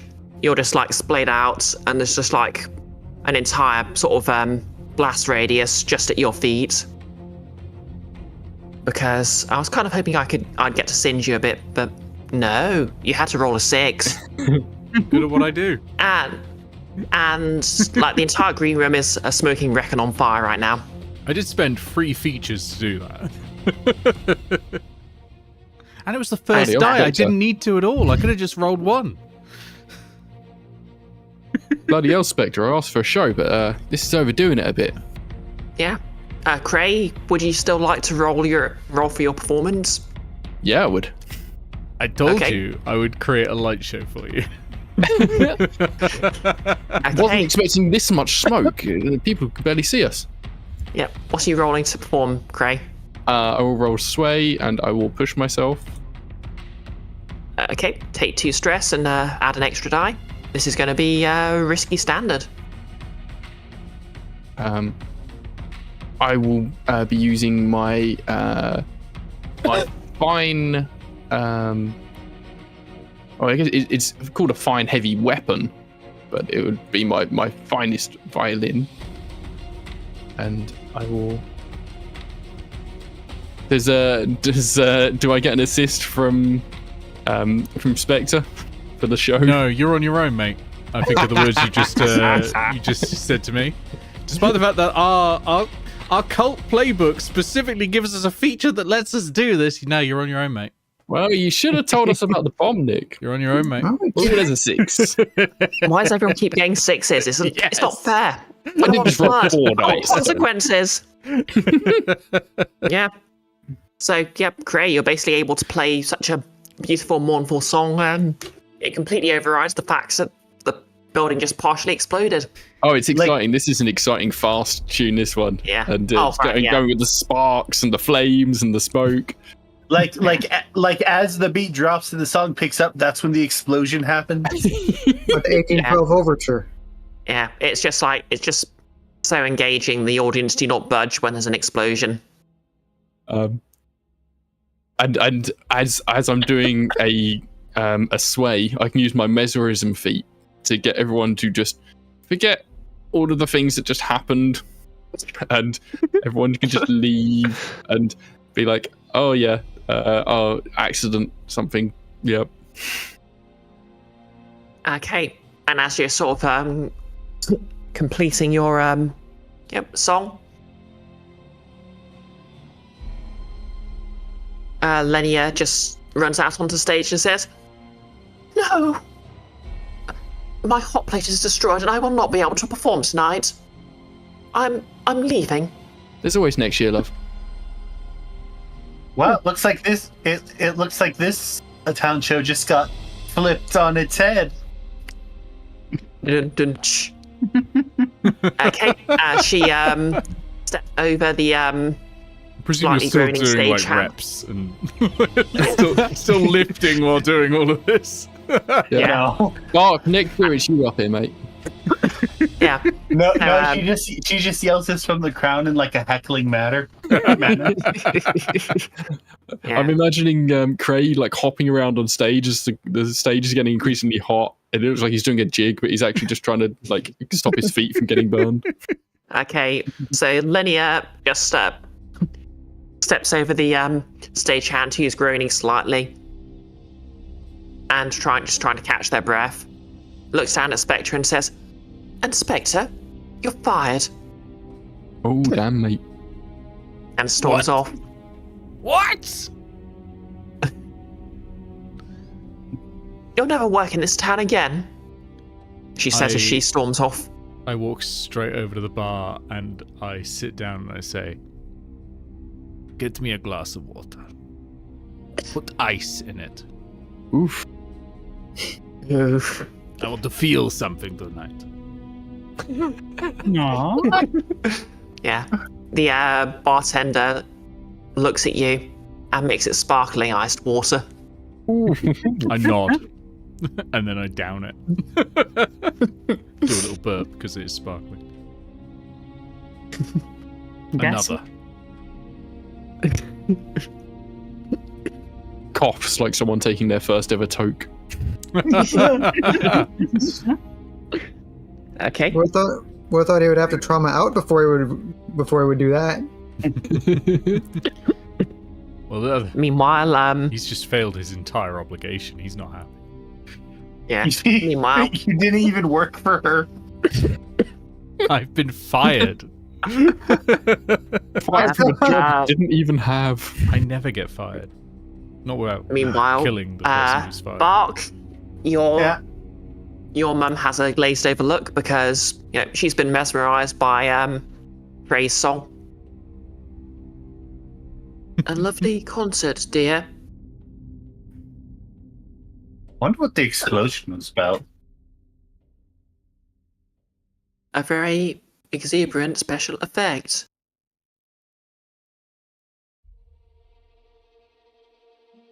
Oh no, she's starting to talk like Marvin. Mother, it's been a long night. You should probably head home. "Yes, head home. It was lovely catching up with you, dear daughter. I do hope you enjoy your navigation course." And she stands up and leaves. Huh. And, okay, so Cray, I'm going to let you make a decision here. You could basically make the judges declare you the winner on the spot and claim the pot. Or you could let the rest of the acts perform and see what happens. Is the place not burning down? Yes, but everyone's mesmerised, so they don't care. Or when the song ends, though. Yeah, I think Cray wants everyone to leave. He doesn't want anyone to get hurt from this fire. So I think he'd want to mesmerize it to be the competition is over. Everyone has done their performances, and I don't think he'd want to cheat the result, but he'd want the competition to end and just the judging be done on whoever has performed already. Okay. So, it basically comes down to between you and the quartet, because the only other performer was Wester, who was utterly humiliated by Bark.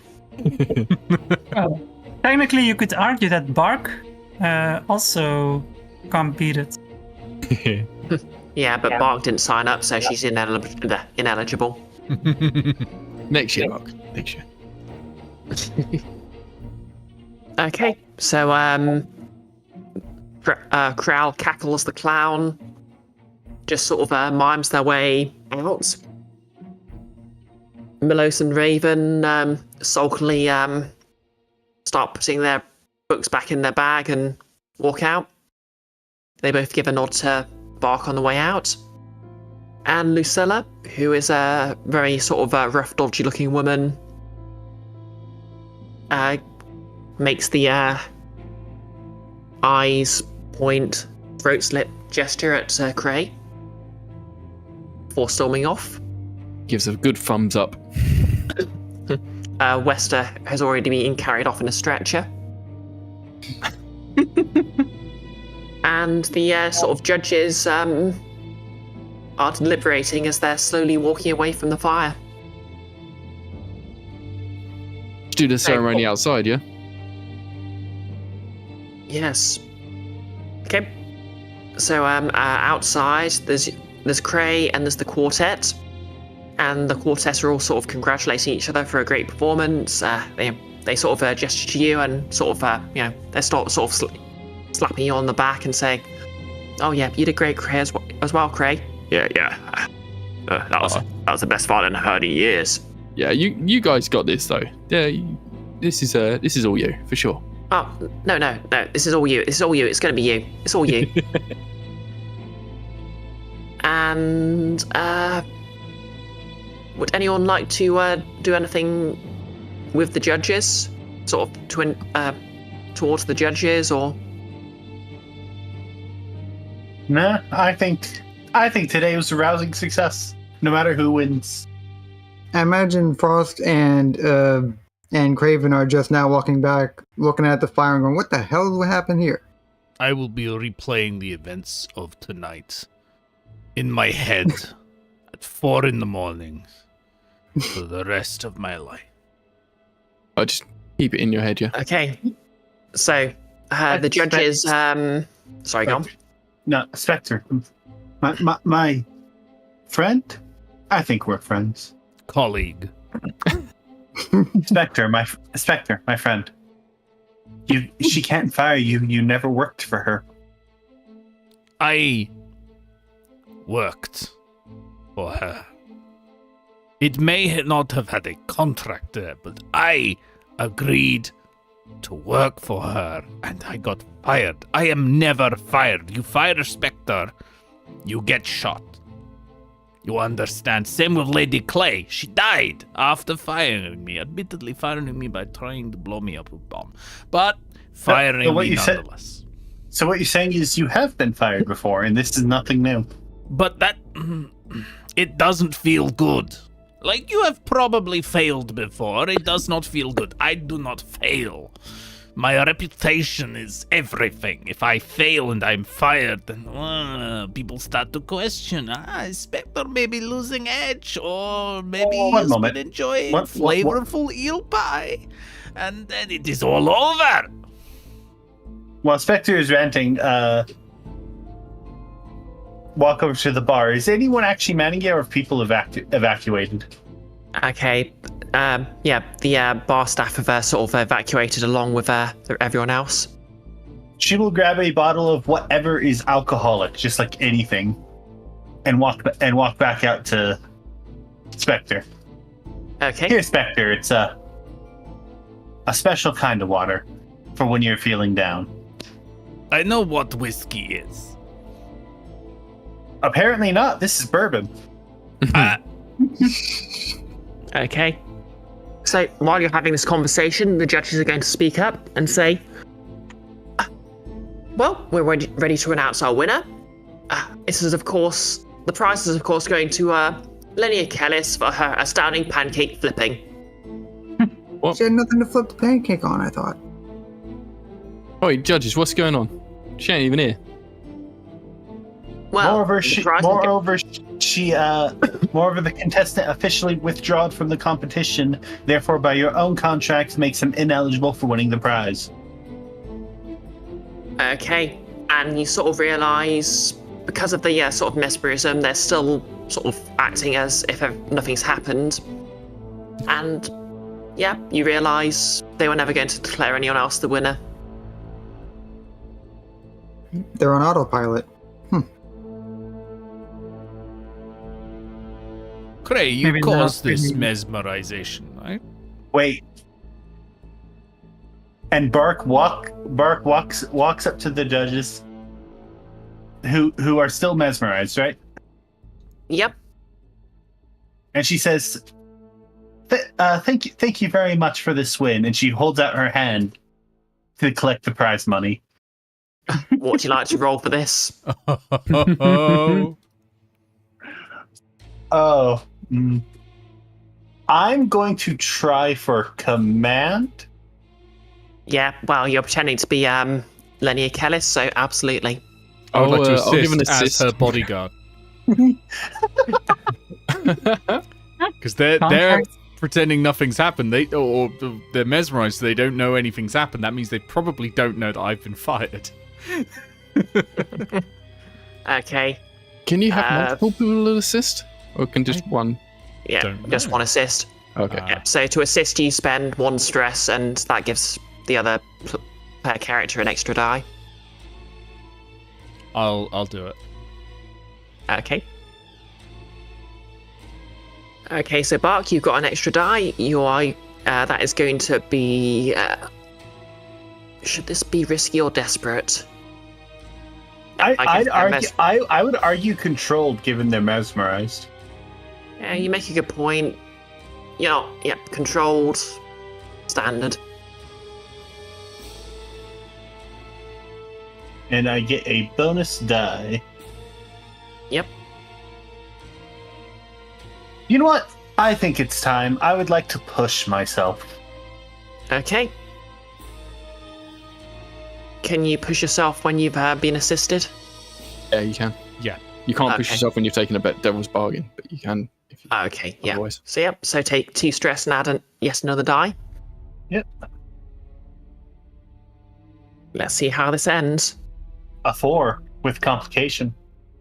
Okay, so for a 4, the judges look at you. Yes. Congratulations, Miss Kellis. Enjoy your prize money. And they plonk a large bag of silver in front of you. The quartet look confused, but, they realise the whole thing's rigged, so I don't think they care much that you've basically claimed the prize.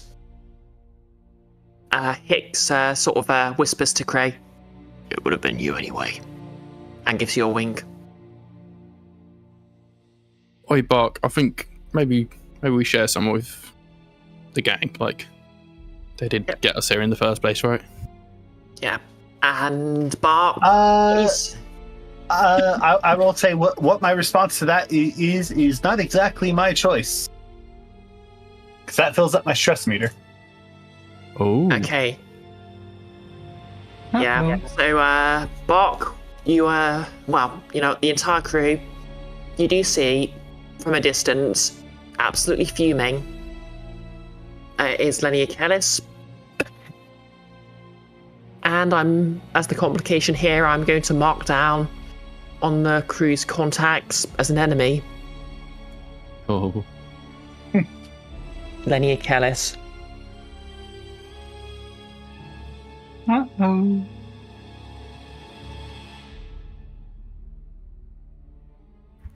This may be a problem later.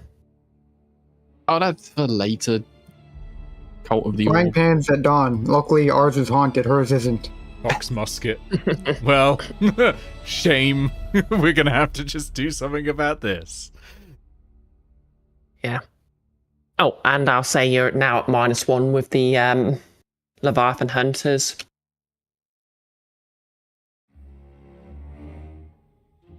Were we not at -1 with the Lord? Yeah, we've had some run-ins. Yeah, I think Kind it of all amazing. sort of ended up neutral because they don't really care that much. But I think this is a matter of pride. Fair enough. But yeah, you've got the prize money, which was 4 coin, wasn't it? Yeah, and I think Cray would give his share of that to the quartet. Okay.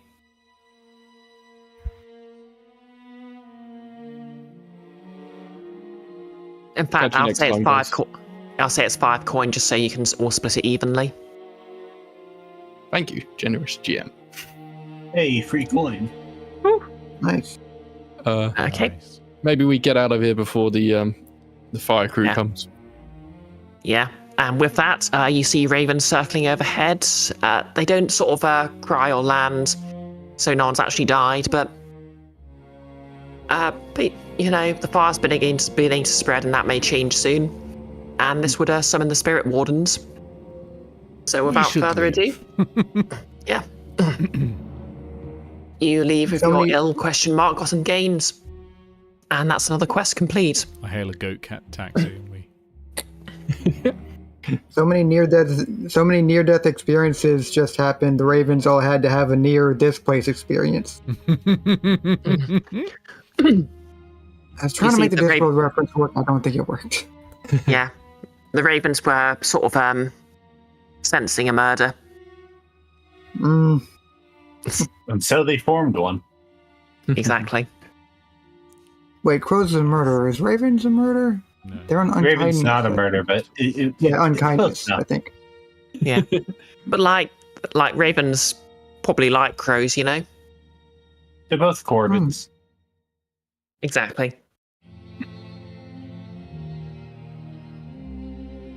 So yeah, well done.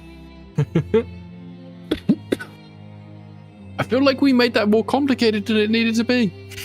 Or more. Yeah, it's kind of like the opposite of that one You're welcome. GIF from Community, because you're walking away from the burning building. One of you just has pizzas in your arms for no apparent reason.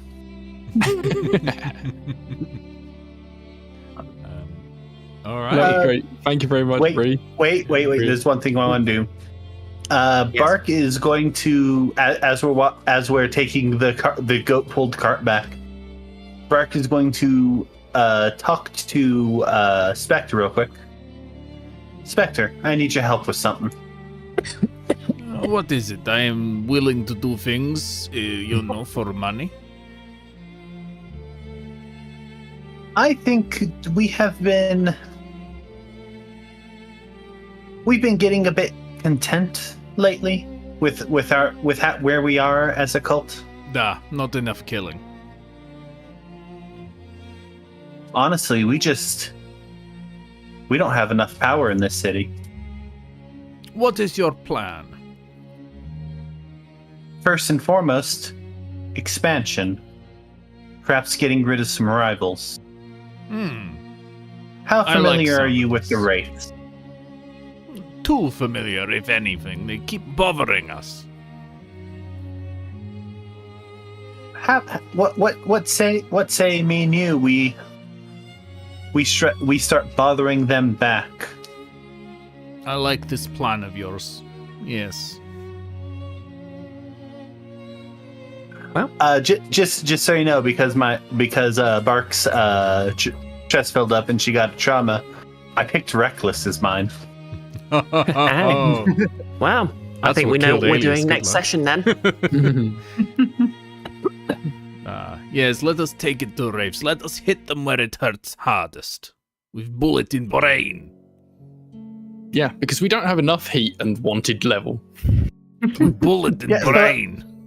It's like what I was actually going to ask of the players is perhaps next time our quest can our mission, whatever it could be pushing back against the race and probably getting some of these claims of ours filled out.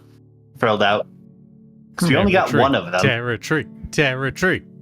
Exactly. And what territory is best than our enemies? I think the first turf we should take is whoever keeps sending these goddamn solicitors. No, we should go for Okay. research. Okay, so yeah.